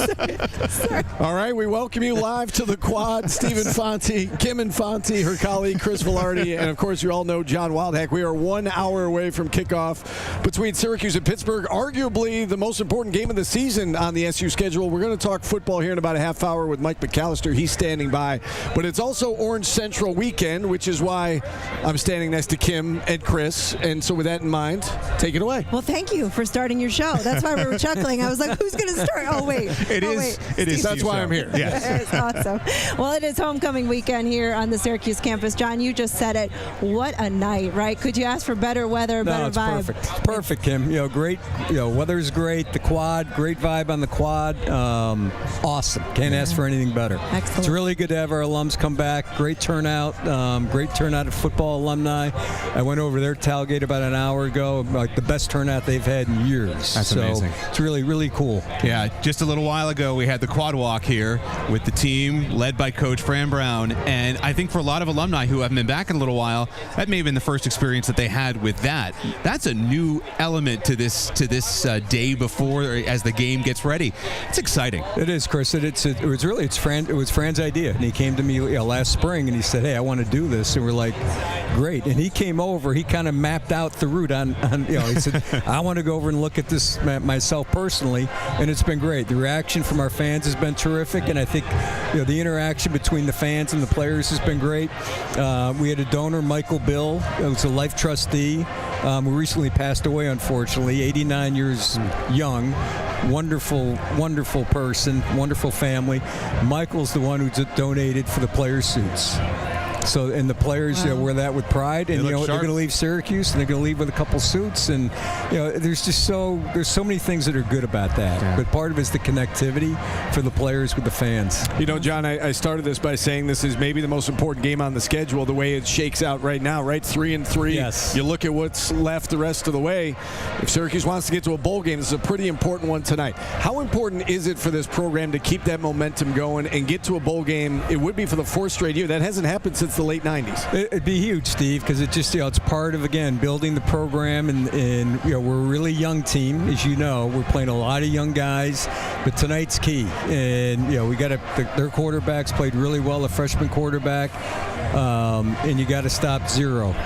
Reed, if you don't stop him, they do a great job getting him the ball in space, and he can turn a 3-yard play into a 70-yard play in a heartbeat. So it's a big test. But if we can make a bowl game again with what we have coming back next year, I talked to Steve Angeli a little while ago. He said the rehab's going great. He's going to start putting some weight on it and stuff like that. The recruits, the commits, if we can, and we'll keep those. And there are a lot of recruits here. Massive recruiting weekend, and some real priority recruits, and kids, including some kids who decommitted from a school that I won't mention because I don't think I can talk about. Say, but we know what I'm talking about. But we're recruiting at a really, really high level. But back to your point, Steve, if we can, we get to another bowl game, it's like, hey, you know what? This place, we've got a foundation now, right? And we're going to expect not only to be in a bowl, but we want to be in a great bowl every single year. I want to ask you about the recruiting, because those kids are here on campus, and for them to see this, that plays into it, doesn't it? What the fans are doing, it makes an impression, right? Yeah. It makes an impression because they take it all in. Yeah. And these kids, they're going to 5-6 different schools, right? And it's part of the evaluation. And they see the new football performance center at the Lally complex, and they see that, and the reaction to that has been incredibly positive. The Ensley indoor practice facility, what we've done with the dome. It shows that we've made a commitment to football. And it certainly helps in our recruiting. Yeah. No question. Well, we mentioned, you said off the top, it's Orange Central, it's homecoming weekend. We have more than 1,000 alumni that we know of back on campus who signed up to be here. That's the big news of tonight. But earlier in this week, there was a little news presser that happened with someone named Otto, someone that many of our alumni watching are familiar with. So talk to us a little bit about the big news with Otto earlier this week. And I'm going to show we have a prop, and we have some giveaways. Well, Otto signed There we go. Otto's first NIL deal, first mascot to have an NIL deal. Look at that. And Kim, I've always said I want as many of our athletes as possible to benefit from NIL, and that includes Otto. As it should. So it's really cool. Yeah. It's great. The So we first got the Otto jersey. Yeah, so we're going to actually give one of these away to someone who comments on our Facebook live stream tonight. And because we've got a nice little crowd here in the back, our next guest is a Syracuse cheer alumna, and she's very used to the T-shirt toss. So she's going to do a T-shirt toss for old time's sake. For old time's sake, into the crowd behind us, and give away one of these Otto jerseys, which we are very, very excited about. So anyway, I don't have any more sports questions. So if you'd like to ask one. And John, we appreciate you. You've been with us for this show for the past several years, and we always appreciate it. And we always ask this, and I feel like maybe to some degree in this atmosphere it's changing a little bit. But what can alumni and fans do to help this program? Obviously, show up is one of them. But what kind of support helps this program continue to move forward? It's showing up is show up, show out is really important. Connecting us with our other alumni is really, really important. For those of you, for those who want to help us financially, we launched Champion Cuse in February. It's a $50 million 3-year campaign to really help us resource all 20 of our sports, just not football and basketball, but all 20 of our sports. And I know that's an important piece Any contribution. Yeah, it's not just football and basketball. Right. It's everything. And every contribution is meaningful. Yeah. So you can go to Cuse.com and you click on the button, you donate to Champion Cuse. It's tax deductible, so you get your tax deduction. So there's a variety of ways, and we need the support, we need the engagement from our alums, because what we want to do in return is we represent them. Yeah. And we want to make them proud, and we want to give them memories for them, their friends, their families that will last a lifetime. Awesome. Anything else from you? No, I think John has given us more than enough time. He's been very gracious. We have him. Let him go. We will. We'll let him. Thank you so much, John, for joining us tonight. My pleasure. Big night ahead in the Thanks, John. Thank you. We appreciate really it. Go Orange. You here. Go Orange. We'll take that headset from you. And I think, are you going to hang out with us? I'll hang out. Yeah, I would love for you to hang out. That would be. You know what? We're just appreciative of you allowing us to take over your airtime this evening. What's mine is yours. Thank you. So we're going to call for our next. Come on up, Liz. Liz Alshamas. She's a 2025 alumna. She is a Syracuse cheer. You were hopefully you can hear us okay. You're hearing all right. So come on in. Come on over. So Liz is from Wayne, New Jersey, and she told me she has a story about why Syracuse. So go ahead, Liz. Tell us your story. I was 12 years old, and my brother had just committed to Syracuse, and that following fall, we came up, and I went to a football game for a family weekend, and I found myself only watching the cheerleaders. And I was a cheerleader at the time, and I was like, that's it. Like, that's what I'm going to be doing. So I worked really, really hard with a lot of personal coaches, and I got a lot of new skills, and I worked really hard in order to be able to try out for the team. And, it was a dream of mine for a really, really long time to be a Syracuse cheerleader. Yeah. And the day I found out was like bliss. It was probably the best day of my life, honestly. It was a long road, but I'm glad I did it, yeah. And Awesome. when you think back at your time at Syracuse as a cheerleader, are there a few of the moments that stand out to you? Definitely going to the bowl game this past season. That was so much fun. We got to go on a parade float. New experience for me. Definitely beating Miami also last year. Being able to spend that time with my family was great. They all stormed the field as well. Awesome. And we took really great pictures as well. It was really, really great. Good. Steve, she was saying she got to do the quad walk last year when it all got started. Yeah. You go to a lot of different schools. That's kind of a different vibe here at Syracuse. Yeah, and I think I didn't want to say this when John was here, but it's kind of an SEC type thing. I think they do that down south quite a bit, which is where Fran is from, right? He was from Georgia, and so I think that's he kind of took that tradition from some other schools, and it's a cool thing, and it's beautiful on a night like this. What was that like for you on the other side of it? So we see how cool it is as a fan. Maybe feel like it being more popular down south is warranted. Coming out in the rain, honestly, it's fun. We have a lot of fun. Everyone's wet and we're like having a good time. We're pushing through anyway. I think the quad walk is really special. I'm really glad I got to be here for it, and I think that being able to get up close and personal with the players before they go out is super important. I think it's good for morale. I think all the fans like to see them, and us. We walk through, after them, and we get to see all of our fans too. I think it was something really great for our school, and I think it's a lot of fun. Nice. You wanted to be a Syracuse cheerleader. You knew about Syracuse because of your brother. Correct. And now you are an alumna. Yes. And so we like to ask, what does it mean to you to know that you're part of the Orange alumni community now, to be forever Orange? Yes, it's very important to me. This is actually my second time coming back up this year. Nice. I'm really happy to be back. I have a lot of friends that are still on the team. The network is just so large. I meet people everywhere from Syracuse. I was actually in Italy recently, and I met somebody who went to Syracuse. Wow. So the alumni network is huge, and it's very, very a strong bond, I think, that people have with each other. Tell us how you got your first job. I got my first job from actually a Syracuse alumni. She reached out to our coach. She was a cheer alumni, and we had coached her daughter. I coached her daughter for 2 years, and when I graduated, she called me and she was like, we need somebody. Would you like a job? And it was a pretty streamlined process. I got right in there, and I love the job. It's so much fun. I love my coworkers. I love being able to see her. Her name is Kristen. I love being able to see her too. Yeah, really, really great. Especially again, the alumni network. It's so important, and it's really, really great.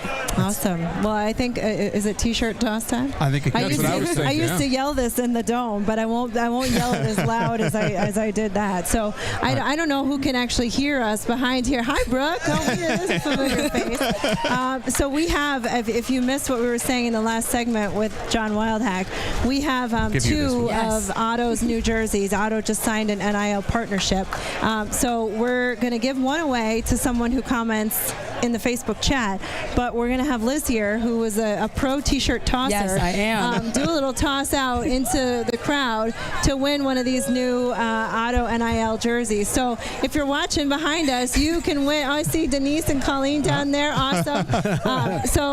Whoever wants one of these Otto jerseys, hold it up. And hey, Liz, do your thing. Toss it. You got it. Let's see where it goes to. Our cheer squad right there. Yes. Love it. Love to see it. Well, Liz, thank you so much for stopping by. I know you're probably excited to get into the game. Yes, very. We're thrilled to be able to chat with you. We'll take your headset back. Thank you so much for having We're going to me. keep our eye out to see if we have our third guest lined up. We might have to call an audible here and I maybe call someone else that we recognize to join. Oh, yeah. You want to come on? We got a lot of folks that want to join us, but we can talk through what this weekend has been. You still have a headset. Yeah, Excellent. I'm holding. So homecoming, obviously, it's just such a big deal here at Syracuse. Chris and I have worked Thursday night and all day Friday and all day Saturday, and well, here we are Saturday evening. So what for you, Chris, in being at last night, which was Forever Orange Friday, you got to chat with a lot of our student organizations. They're raising money for some incredible projects this weekend. We're really trying to do that student-alumni connection, as you hear me talk about all the time. So what did you hear from those students about what they're working on? It is so fun, and I know alumni love it as well, to hear what the students are working on, what they're doing, what kind of activities they're doing, what kind of programs they're doing. And so, for example, the women's gymnastics team is trying to raise some money in the Student Org Challenge so that they can get some new leotards, because they're wearing leotards that have been passed down for the last decade plus.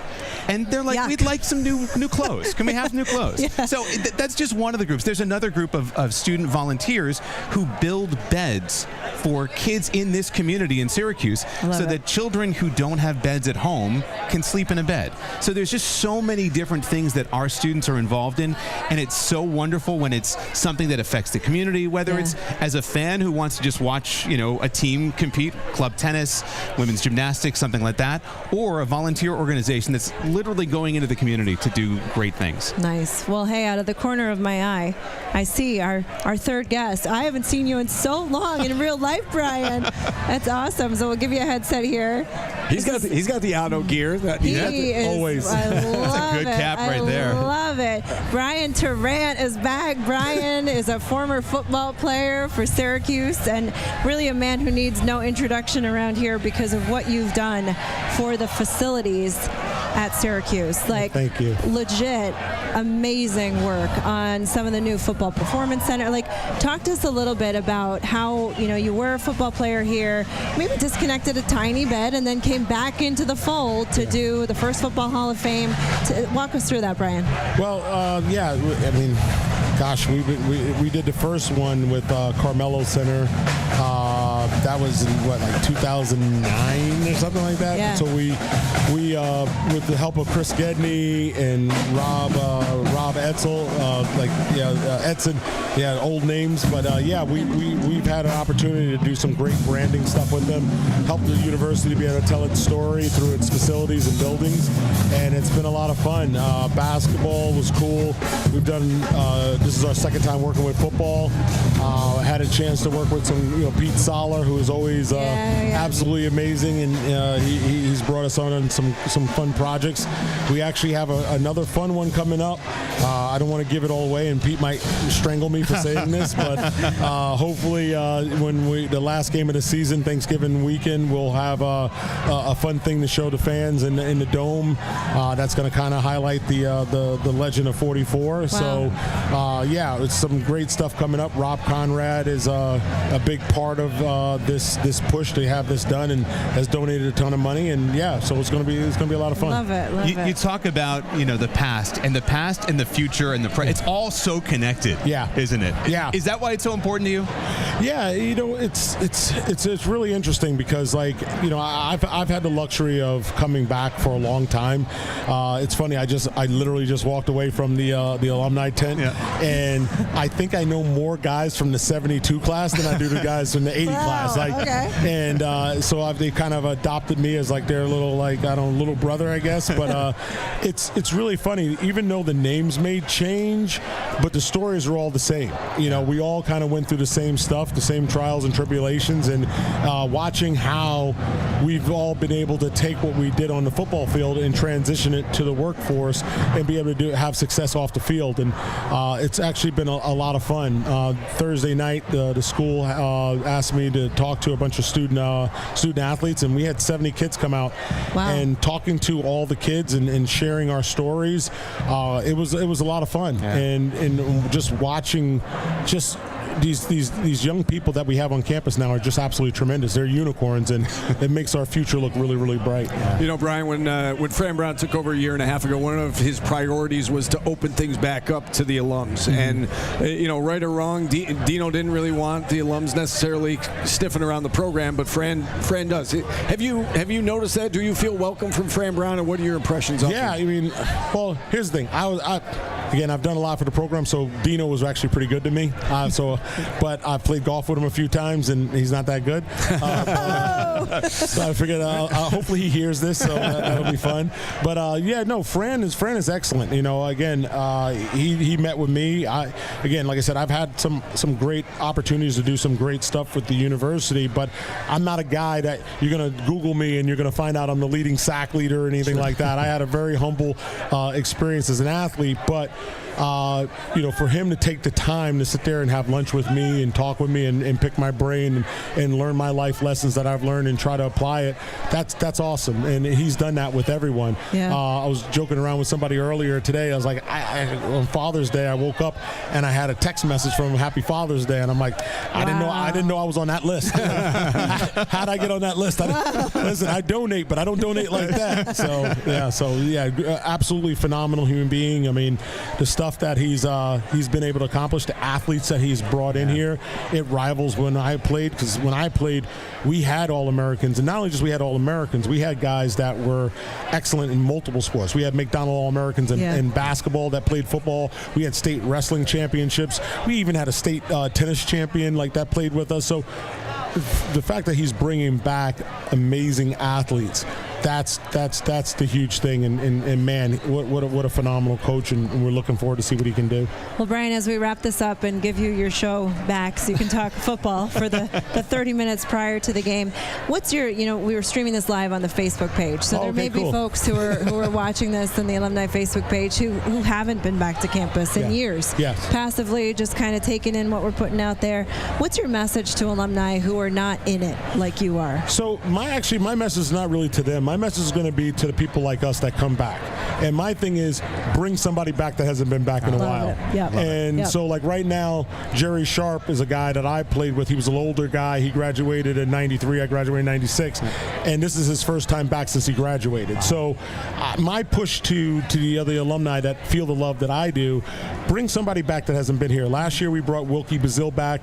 So that's what we need to do, because the university, what they've put on, all the amazing things that they're doing, it's just absolutely phenomenal. If you look at the new football complex, it's a whole nother level of anything that we could have ever imagined. I mean, you look at the fan. Like I went to a volleyball game last night, and that's not anything I ever saw when I was here. I went to the volleyball games. I was one of 30 people, 20 people, and I was probably one of the only people that wasn't a family member. And going there and watching what the volleyball team is doing, that was awesome. Like we had an absolute blast. I figured I'd watch one set, and we wound up watching the whole game. So everybody needs to come back, right? Yes, and against Duke, which is awesome. Pretty good. Like so, again, that's a solid program. So for us to be able to be at that level and watching what all the sports are doing. I mean, you look at men's soccer, you look at women's basketball. We have some amazing stuff to be able to bring back and be able to bring your children back. Like this summer, I brought my daughters. My youngest daughter's 10. She plays basketball. We brought her back to be a part of Felicia's basketball camp. So she did that. And then a huge shout out to the women's cheerleading coach. She did private lessons with my daughter in the Dome for 3 days while my other daughter was playing basketball. So like, that's what I'm saying. We're a family here, and you get to do things that most people will never ever be able to see or ever be able to feel. So yes, everybody should be coming back, and for people like myself, find somebody to bring back. A family that's connected forever, which is the cool part. It's always here for you. Yes. No, this is awesome. And like I said, thank you guys for inviting me to be on this, because this is humongous. And Kim's the first person to actually bring me on. So not bad for a guy that was a C student in the sociology major. So you held your own. You did well. Nice job. Nice job. Awesome. Well, Brian, we'll let you get into the Dome. We've got Mike McAllister waiting in the wings here to talk football with Steve as the game is what? Thanks, how do we do? We're about 30, 35 minutes to game time. Not too bad. Yeah, we're about 35 minutes away. I texted Mike that we were ready for him. So you take your time, but as you wrap up, Mike will come in. This is what Steve does to me on the phone. He goes, wrap it up. Wrap it up. No further questions. No further questions. I mean, you did TV, I did TV. We get it. Like you're deadline driven. You gotta hit the commercial break. You got things to do. Clear and concise. That's right. Clear and concise. That's what you teach. We just really, really appreciate you allowing us to have this airtime. And to all of you who've watched us on the Facebook page tonight on QSportsTalk.com, it's really fun for us, coming out of TV, Newhouse educated, being able to come back and do this every year. Every once in a while. You want to flex those muscles. You don't want them to atrophy. So it's nice to get a chance to do this. Yeah, and to Tim behind the camera who made sure we had some light. It's dark behind us, but there are still a lot of people on the quad, a lot of people in our tailgate tent, which is great. So, hey, happy homecoming, everyone. Let's get a big win tonight in the Dome. Go Orange, beat Pitt. Forever Orange. And hey, I hope someone has commented on our Facebook page to win one of these new, again, Otto NIL jerseys. Big thanks to Otto's coach, Julie Wallace. As you would say, she's a true friend of the program. She is. She is indeed. Absolutely. We love Julie. She's giving us this. And hey, Mike, come on up. We'll give you a headset. I don't know which one we're giving. Tim, which one should we give to? Doesn't really. Tim's like, hey guys, I got this. No matter what you do, you got this. Hey, I'll see you home later. That sounds Thanks. good. All right. Really appreciate it. I'll take this. All right, Mike's going to step in here. We're going to talk some football now. Everyone's like, thank goodness. So the Syracuse University alumni Facebook stream is now ending, and we're going to continue on QSportsTalk.com right up until kick at 7:30. Mike, why don't you say something? Make sure that we have your microphone. Hello. There you are. Okay. Off we go. All right, so no commercials. We're commercial free right up until kickoff. I mean, you'd rather look at our faces anyway, right? So, I said at the top that this is maybe the biggest game on the schedule.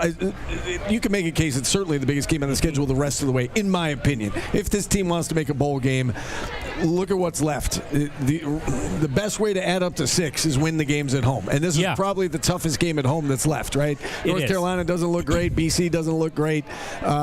Pittsburgh does look pretty good. Would you agree with that? Is this the biggest game left on the schedule? Yeah, I think so. To your point, if you're trying to get to postseason, and I think if you're Fran Brown, as you're building this program, right, if you can say, hey, look, year 2, we had our starting quarterback injured. We had one of the most difficult schedules in the country, and we still fought through that, got to a bowl game, and kind of continued the positive momentum, I think would be a feather in his cap for recruits, for transfers, and all of that. Yeah, along those lines. It is important, right? I mean, we've discussed on the Orange Nation radio show the last couple of weeks that it seems like fans have kind of checked out. I get that they're disappointed, but I think some fans feel like it doesn't matter whether they make a bowl game or not. It does, though, right? I think it does, and not only do it really doesn't matter if I think it does. What really matters is whether recruits and transfers and players that you want to be on your team and you want to stay on this team think that it does. And it matters to them. And, for example, winning today, they have multiple 4-star prospects in the stands. They've got dozens of recruits here, but there's multiple 4-stars in 2026, 2027, 2028 classes. And showing out in front of them with a good game day atmosphere, so that means fan engagement, right? That means not just fan engagement, but creating a good atmosphere overall, performing well. When if you've got wide receivers that are sitting in the stands and they see that you got a backup quarterback and you're still producing and you're still a fun offense, all that stuff matters, and that's why Syracuse has an opportunity today to make a statement. I was in the Dome, just kind of getting some things ready prior to coming out here, and the sidelines were packed. It looked like the game was going on. That's how many people were on the sidelines. Recruits, families, friends of the recruits. You're a big recruiting guy. There are some big-time players in the house tonight, correct? Yeah, there are. There's multiple 4-stars. There's actually a defensive lineman who was committed to Penn State, and he has kept his commitment to Penn State, but says he's exploring other options while that whole situation figures itself out, and he will be in attendance today as well. So they're going to have a lot of players that, if Syracuse were to land them, would certainly make an impact from a recruiting standpoint. All right, so I do have my phone. I am monitoring the chat. I'm not used to doing this on my phone while we talk, so I'm going to do my best. We don't have phone calls today. We don't have that ability because we're not on the air. The Crunch Home Opener is going on right now, so we're QSportsTalk.com only, exclusively on QSportsTalk.com. They could have checked with us when they made their schedule. I know, right? So I'm going to do my best to monitor the chat as we talk here. So I'm not being rude. I'm listening to what Mike's saying, but I'm trying to monitor here what we're talking about. So much has been made about Ricky Collins and the Syracuse quarterback situation. How about on the other side with Pittsburgh and Mason Heinschel, who has come in. He's been very, very good in 2 starts since taking over. Freshman quarterback, 6 touchdown passes in the last 2 games, just 2 interceptions. He's led him to back-to-back wins, including a big one over Florida State. What stands out to you about this young man? He does it on both with his arm and with his legs. He's got 26 rushing attempts in 2 games. Now, 7 of those are from being sacked because those count against your rushing totals. But that means basically he's running the ball 10 times a game, whether it's scrambles or designed runs. And then the other thing that stands out is not just him, but it's the offense as a whole. If you think about what you expect from a Pat Narduzzi offense, from what they've been when he's been at Pitt, it's been pro style, run the football, really good rushing attack. They've thrown the ball more than they've run it this year. And they've especially started throwing the ball more since he has taken over. And he's created a level of dynamic ability and big play ability that seemed to have been lacking under Eli Holstein, to the point where they're averaging 40 points a game now. They've got 4 different receivers averaging more than 15 yards a catch. They've got 5 wide receivers that have at least 2 touchdown catches on the season.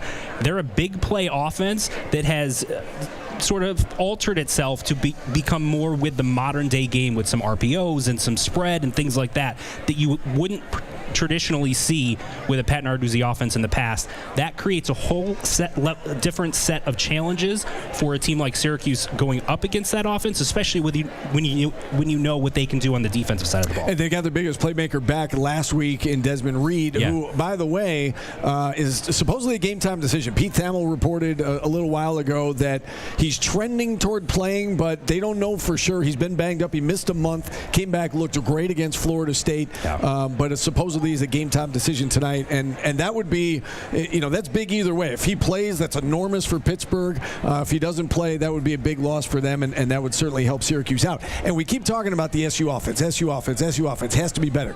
It does have to be better. But you mentioned it a moment ago. Pittsburgh is averaging just shy of 40 points per game. It's 39.8. 39.8. Exact number. Yeah. Top 10 in the country in several offensive categories and a couple of defensive categories as well. This team can score. They can certainly move the ball. We know that the SU defense has been struggling.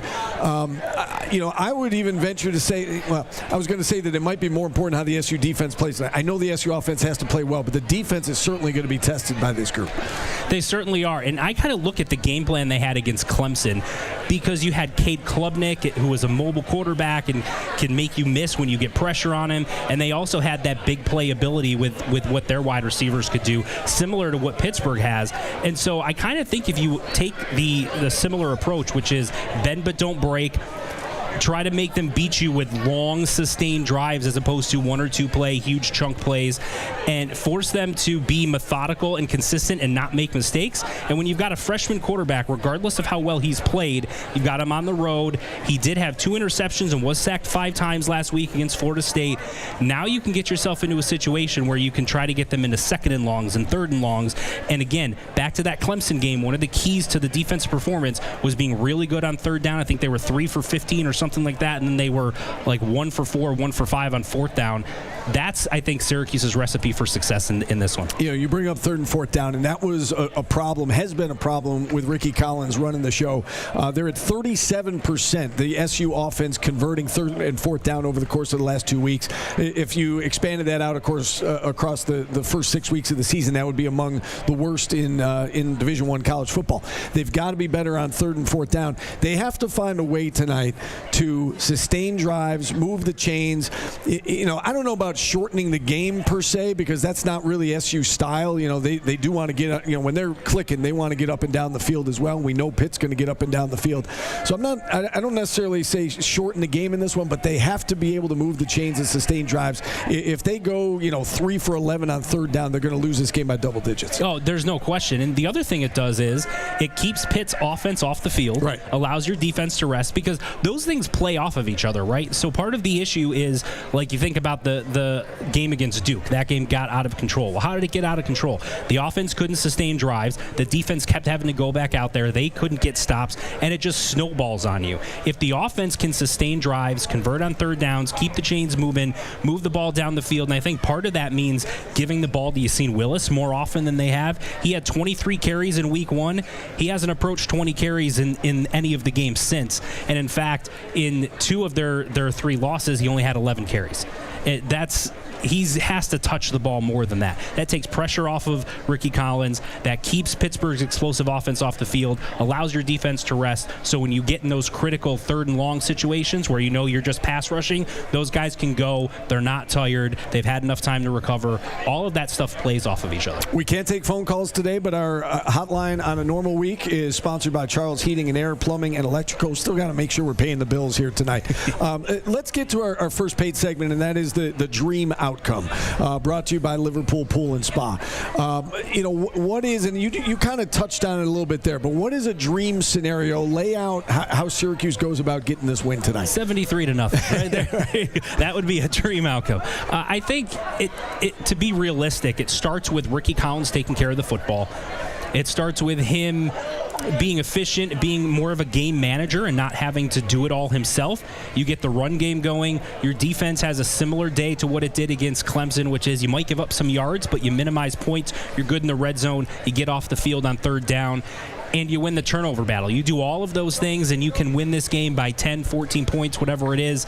I think you come out of here feeling pretty good about not just this game and this win, but the fact that where this team can go under Ricky Collins as your quarterback for the rest of the season. It really does feel like this game is the season as it pertains to the postseason, and whether or not Syracuse is going to go to a bowl game. You win this one tonight, you're on pace. Everything's right there in front of you. You got North Carolina and BC still to come, and then you roll the dice and maybe you knock off one of the big boys on the road. But at the very least, if you take care of business at home, you're going to a bowl game. You lose this one, and then you're going to have to beat at least one of those teams, Miami, Notre Dame, Georgia Tech, away, and that's going to be awfully difficult. Georgia Tech, by the way, surviving a scare today. I don't know if you watched the game. Duke was the better team for like 3 quarters, but just could not put the ball in the end zone. They had all sorts of trouble. They had a 95-yard fumble return go against them for a touchdown. They had a botched field goal that Georgia Tech came up with a big stand. Georgia Tech wins that game 27-18 today. So Yellow Jackets looking good.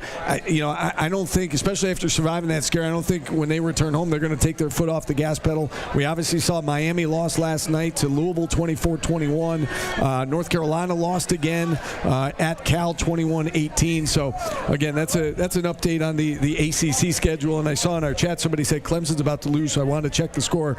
Sure enough, SMU down in Death Valley up 35-24 in the final minute there. So Clemson going to lose again at home, which doesn't happen all that often. One other game in progress right now involving an ACC team. Virginia trailing early at home against Washington State. That's 7-0 about midway through the first quarter of that one. What are you more surprised about? The Clemson's going to lose again at home, or that Miami lost last night? I think more that Miami lost, because Clemson doesn't have Cade Klubnik today. He's out. Right. And so that their offense wasn't great anyway, although it had been playing better the last couple of games. And so when you suddenly have to make a quarterback change like that, when you're kind of hoping your guy would be able to get back, that makes it that much more difficult. And SMU had some revenge on their mind from last year's ACC championship game. They still have not lost an ACC regular season game. It's remarkable. Which is crazy. I think Syracuse would have ended that streak had they had Steve Angeli 2 weeks ago. But regardless, I think it's Louisville going down to Miami and beating them. Especially they were kind of coming off that loss to Virginia recently, right? And they just, something about them didn't quite look right. They looked like they were good, but not among the elite in the conference.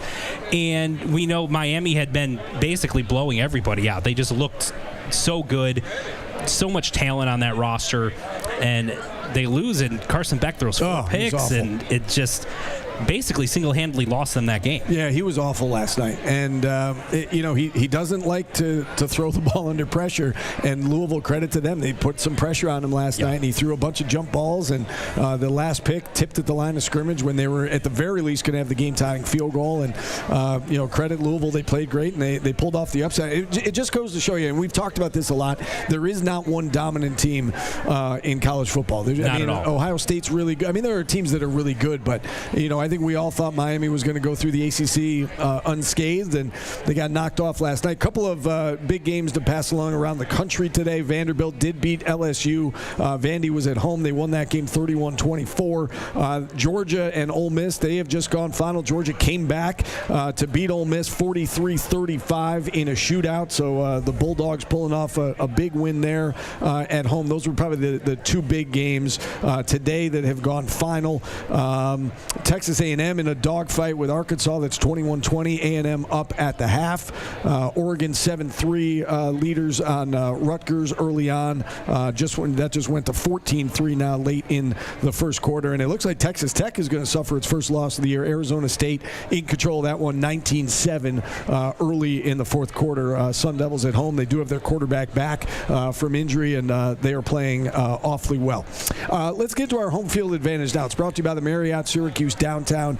Give me an area today or tonight that you feel like Syracuse has the edge in as they go up against Pittsburgh. Man, it's a tough one, right? It's tough trying to find one, but it's not something you typically think of when you think of this Syracuse defense, because they've really struggled to get after the opposing quarterbacks this season. The pass rush has been subpar, but Pittsburgh's offensive line has struggled to protect its quarterback. Gave up 5 sacks last week to Florida State. I think this is a game where Syracuse's front 7, with different pressure packages, with some of their guys winning one-on-one battles against an offensive line that has struggled, even though they put up points and they put up yards. I think they have a chance to get after the quarterback today. All right, that's our home field advantage, brought to you by the Marriott Syracuse downtown. Your home advantage for breakfast, lunch, or dinner any day. Home of the home game tailgate, and unbeatable with free parking and a $2 shuttle to and from the game. And you were down there at Shaughnessy's before you came up here. How was the atmosphere down there? There were tons of people there. They were in the streets. They were inside. They were all at the bar. They were sitting at the place was packed.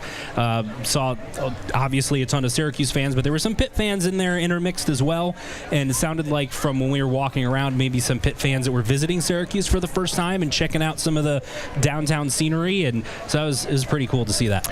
We've talked a lot about Ricky Collins over the course of the last few weeks, and the name Luke Carney has popped up time and time again. Yeah. There's a faction of the fan base that thinks it's time to turn the page and go to Luke Carney. And I've said all along that I think they're sticking with Ricky. As long as a bowl game's on the table, they're going to stick with Ricky. Maybe at the very end, maybe against BC, we see Luke Carney. But in your mind, what would it take for us to see Luke Carney prior to BC at the earliest? If you take injury off the table, right? So take that off the table.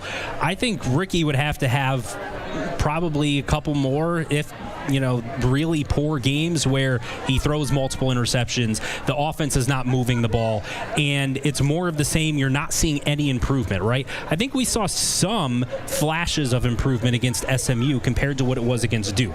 We saw some things in the fourth quarter. I understand what the score was at the time, but they started to get the ball moving in the fourth quarter, almost similar to Steve Angeli when he was one game and 3 quarters into his season and got things going in the fourth quarter against UConn. They were within striking distance then, really weren't so much against SMU, almost made it interesting a couple of times.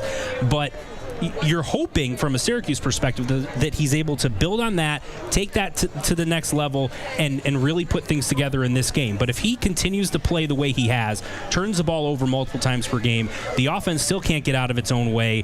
They're putting up single digits or in the teens as far as points go. That's not the Syracuse offense they expect. Maybe a couple of games from there, I could see them potentially making a change. But to me, as big of a factor as Ricky Collins' performance is whether or not the coaching staff thinks that Luke Carney is ready, and that they would be doing a disservice to him by putting him out there too early in this situation. Because what if his first start is at Georgia Tech? Is that really a fair situation to put a true freshman in? And I've said that all along, too. I think some of it, I'm adamant that we're not going to see him. I think the earliest he starts a game, injury aside, would be the BC game, and that's a big part of it, too, is that, yes, I think as long as the bowl game's on the table, Ricky's the guy, but I look at the opponents, and you don't want to ruin his confidence. You don't want to throw him out there against Miami or Notre Dame or, as you said, Georgia Tech if he's not ready to handle that situation yet. So Fran Brown has backed him. He has said that Ricky is the guy until further notice, and we're certainly going to see Ricky out there tonight. And hopefully, with 2 weeks to prepare, they had the bye week. He's got a couple starts under his belt now. You hope that we're going to start to see him improve. And we saw Pat Narduzzi earlier in the week, and I realized that it was garbage time at the end, where things started to click a little bit in that fourth quarter against SMU. But, Pat Narduzzi's point was, look, he has steadily improved, right? From the Duke game to the SMU game, he's gotten better. We saw Steve Angeli. It took him 7 quarters to get going. Ricky Collins has played 9 quarters. He's played the 2 starts and then the fourth quarter of the Clemson game.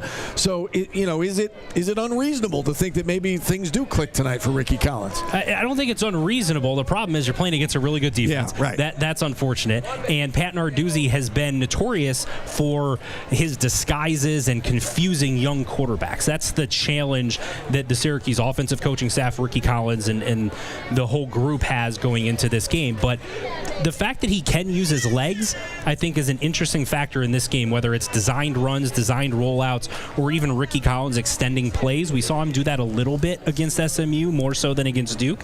And so as he gets more comfortable, especially if they start getting some confidence, they get a couple of scores early. The game is close. The defense is playing well. The crowd is still into it. If you're middle of the third quarter and it's 17-14 and it's a game that's within reach, as he's feeling more comfortable and more confident, does he start making more plays with his legs?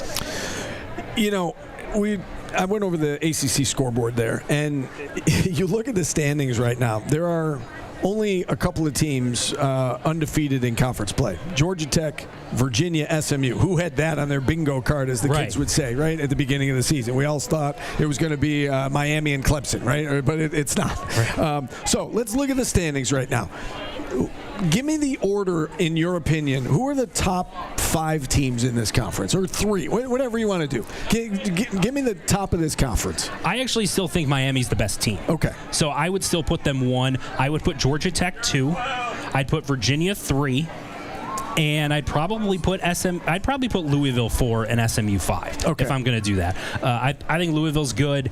I understand Louisville Louisville just won at Miami. They lost to Virginia, but I think they're a better team than SMU, even though SMU had an impressive win today. But just going back to what I saw them against Syracuse, I came away from that game thinking SMU's not as good as what they were last year, and Syracuse with Steve Angeli, who had things rolling, wins that game on the road. I will go to my grave thinking that Syracuse would have won that game with Steve Angeli. Very favorable schedule the rest of the way for Louisville. They've got BC, Virginia Tech, Cal, Clemson. That's a home game. And then at SMU, you could make a case that Louisville game at SMU, it could end up being for a spot in the ACC title game. Yeah. It could very well be.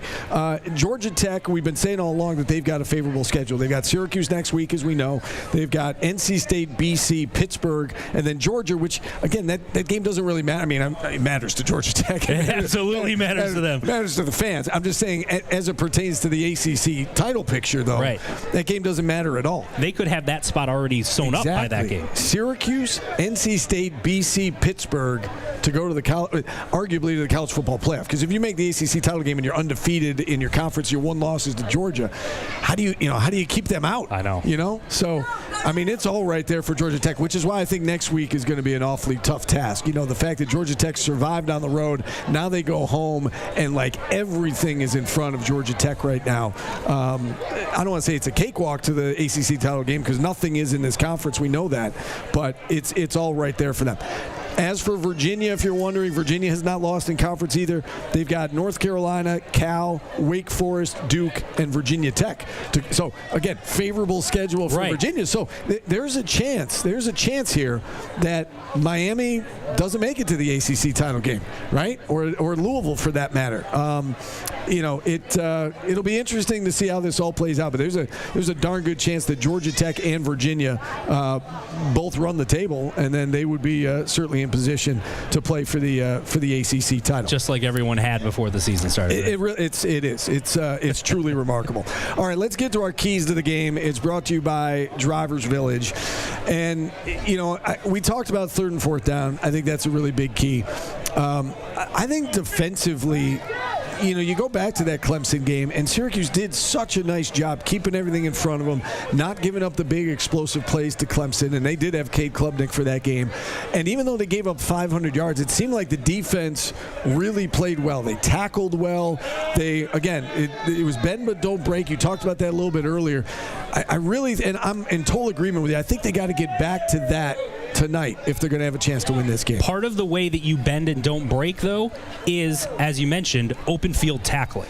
There were multiple times in that Duke game where they had an opportunity to force Duke into a 3rd and long situation or a 2nd and long or get off the field, and they'd miss a couple of tackles. Duke would get a big play, and then a couple plays later, they're in the end zone. Against Clemson, they made those plays. They didn't against Duke. And so we've seen that inconsistency, that up and down all season when it comes to tackling. If you're going to win this game against an explosive team, if you're going to do exactly what you just said, which is keep everything in front of you, limit the big plays, make them go 10, 12 plus plays with a true freshman quarterback in order to beat you, that's how you do it. So tackling, especially watch the game early, you'll be able to tell if Syracuse is on their game from a tackling perspective. And if they are, I think that's a good sign to what they can do the rest of the way. Fran Brown made a couple comments after the last game, the SMU game, said he didn't like what was being called defensively in the first half, and that they were more on the same page in the second half. I forget exactly how he put it. Something along those lines. We were on the same page in the second half.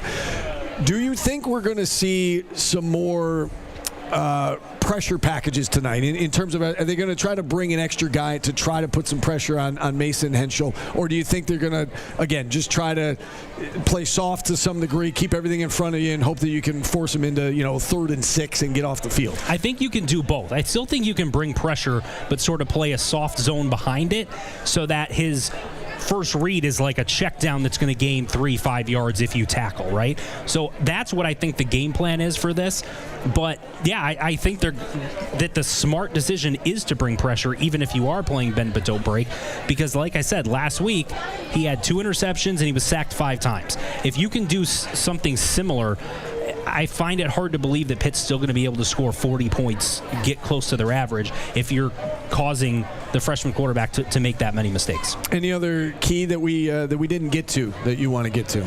I think protecting Ricky Collins is huge. You know, Pitt's always really, no Byron Washington, right? Right, no Byron Washington, but Pitt's always really, really good at pressuring the quarterback. They have been since Narduzzi has been there. Their front seven's always good. It's always talented, and it's always given Syracuse a lot of fits, regardless of how good or not good Syracuse has been. I think they've won 8 or 9 of the last 10 meetings, and Narduzzi, they've had Syracuse's number since he's been there. Part of the way that you combat that is by the offensive line playing well, not only in protecting Ricky Collins, like I said, but also opening up holes against a top 10 run defense. I understand how good Pitt is. I think they're 8th in the country in run defense. Florida State ran for 170 yards and averaged more than 4 yards a carry against them last week, even though they lost that game. So if they can maybe take some things from that film and implement that here to get Yassine Willis going, that's a huge key for me.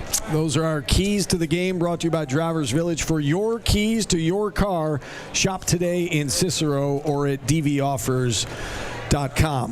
We got about 5 minutes or so left in the show. Again, we circle back to what we said at the beginning, that this is a very important game, certainly for both these teams. I mean, Pitt's got a lot on the table that they're playing for, but for Syracuse to get to a bowl game, you talked about all the recruits that they have in the house. It feels like this game is important for momentum. It's not just important for 2025. It feels like it's important for 2025 and beyond.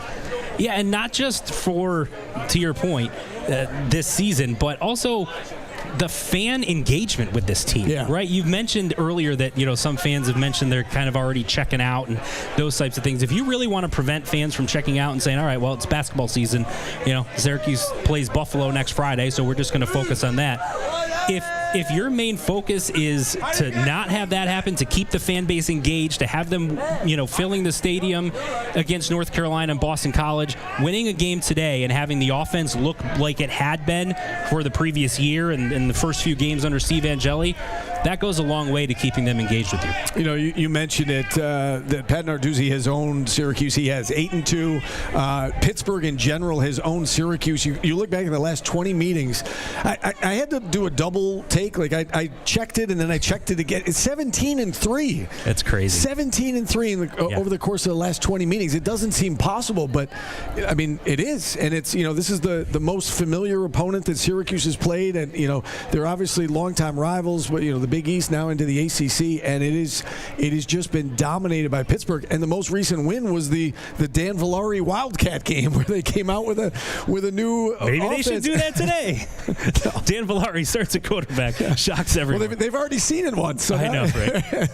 But they haven't prepared. I guarantee you they were not preparing for that this week. No, man, that was something. I don't think we give Dino enough credit for that win. You can say what you want about Dino to overall, get that team to a bowl game, and what they did without a quarterback in that game against a good Pittsburgh team, and to completely change their offense, and they played literally without a quarterback, essentially without a passing game, and completely controlled and dominated that game, and then were able to pull off another win using the same formula. Yeah, and I've seen, by the way, going back to that season, I've seen a few people saying that, oh, it's too bad Carlos Del Rio Wilson doesn't still play here. Again, I'm glad that he's having success where he was, but he was not doing the job here either. No, right? He got his opportunity. He was really struggling. Against BC, he laid an egg against BC, and obviously he's bigger and better and more mature now, and it's great that he's finding success. But I don't think he was the answer here either. I think they brought in Ricky Collins for a reason.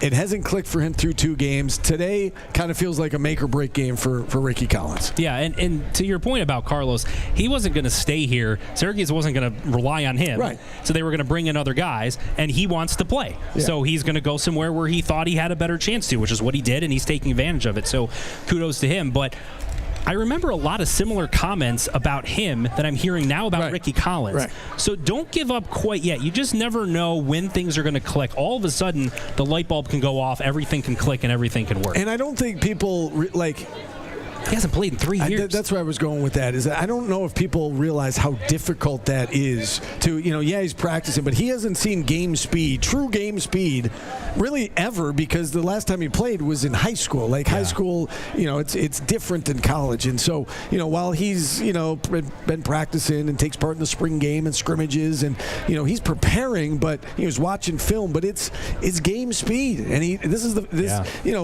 Fran said it the other day. He's essentially a freshman when it comes to being a quarterback. He is. He's 3 games into his freshman year right now. So, it hasn't been good enough. Nobody will argue that it's been good enough, but you hope that this bye week, I think this bye week came at a good time for this team, not only for that reason, but I think mentally as well. I think this bye week came at a good time. I agree. Sort of check out, take a break from all the negative comments and the headlines and everything else, and then spend a week trying to get yourselves right, get healthy. That's the other thing, right? They had a lot of little nicks and stuff that were sort of accumulating at some key positions. Now you get yourself right, you get yourself healthy, hopefully, and you go into this game hoping for a fresh start for the back end of the season. All right, this is the Quad Show brought to you by RomanoCars.com, our pregame show. Again, QSportsTalk.com, exclusive tonight because of the Crunch home game. So with that, we're going to wrap things up. Prediction time. Who do you think wins tonight and why? Syracuse does better when I pick them to lose, so I'm going to pick Pittsburgh to win 31-21. All right. So I've had this feeling all week that all of these intangibles are going to add up to a Syracuse win tonight. I don't know if I can pull the trigger and pick them to win, but I truly feel that, again, backs against the wall. We keep hearing about how, this is a player-led team and the senior leadership and, if these seniors want to get to a bowl game, they know they have to win tonight. I think they're going to be urgent. I think they're going to be together. I think Ricky's going to be better. Again, I think it is a tough matchup with Pittsburgh. I'm not going to pull the trigger on the win, but I think it's going to be close. I'm going to say 31-27 Pittsburgh. But this is how I always hedge my bets. I say, don't be surprised if Syracuse wins. Don't be true surprised. Politician, right? Don't be surprised if Syracuse wins the game tonight. So with that, we are out of time, Mike. Well done, as always. For Mike McAllister, for Tim behind the camera, I'm Stephen Fonte. Thanks for watching, everybody. Enjoy the game. Enjoy the weekend. We'll talk to you again on Monday.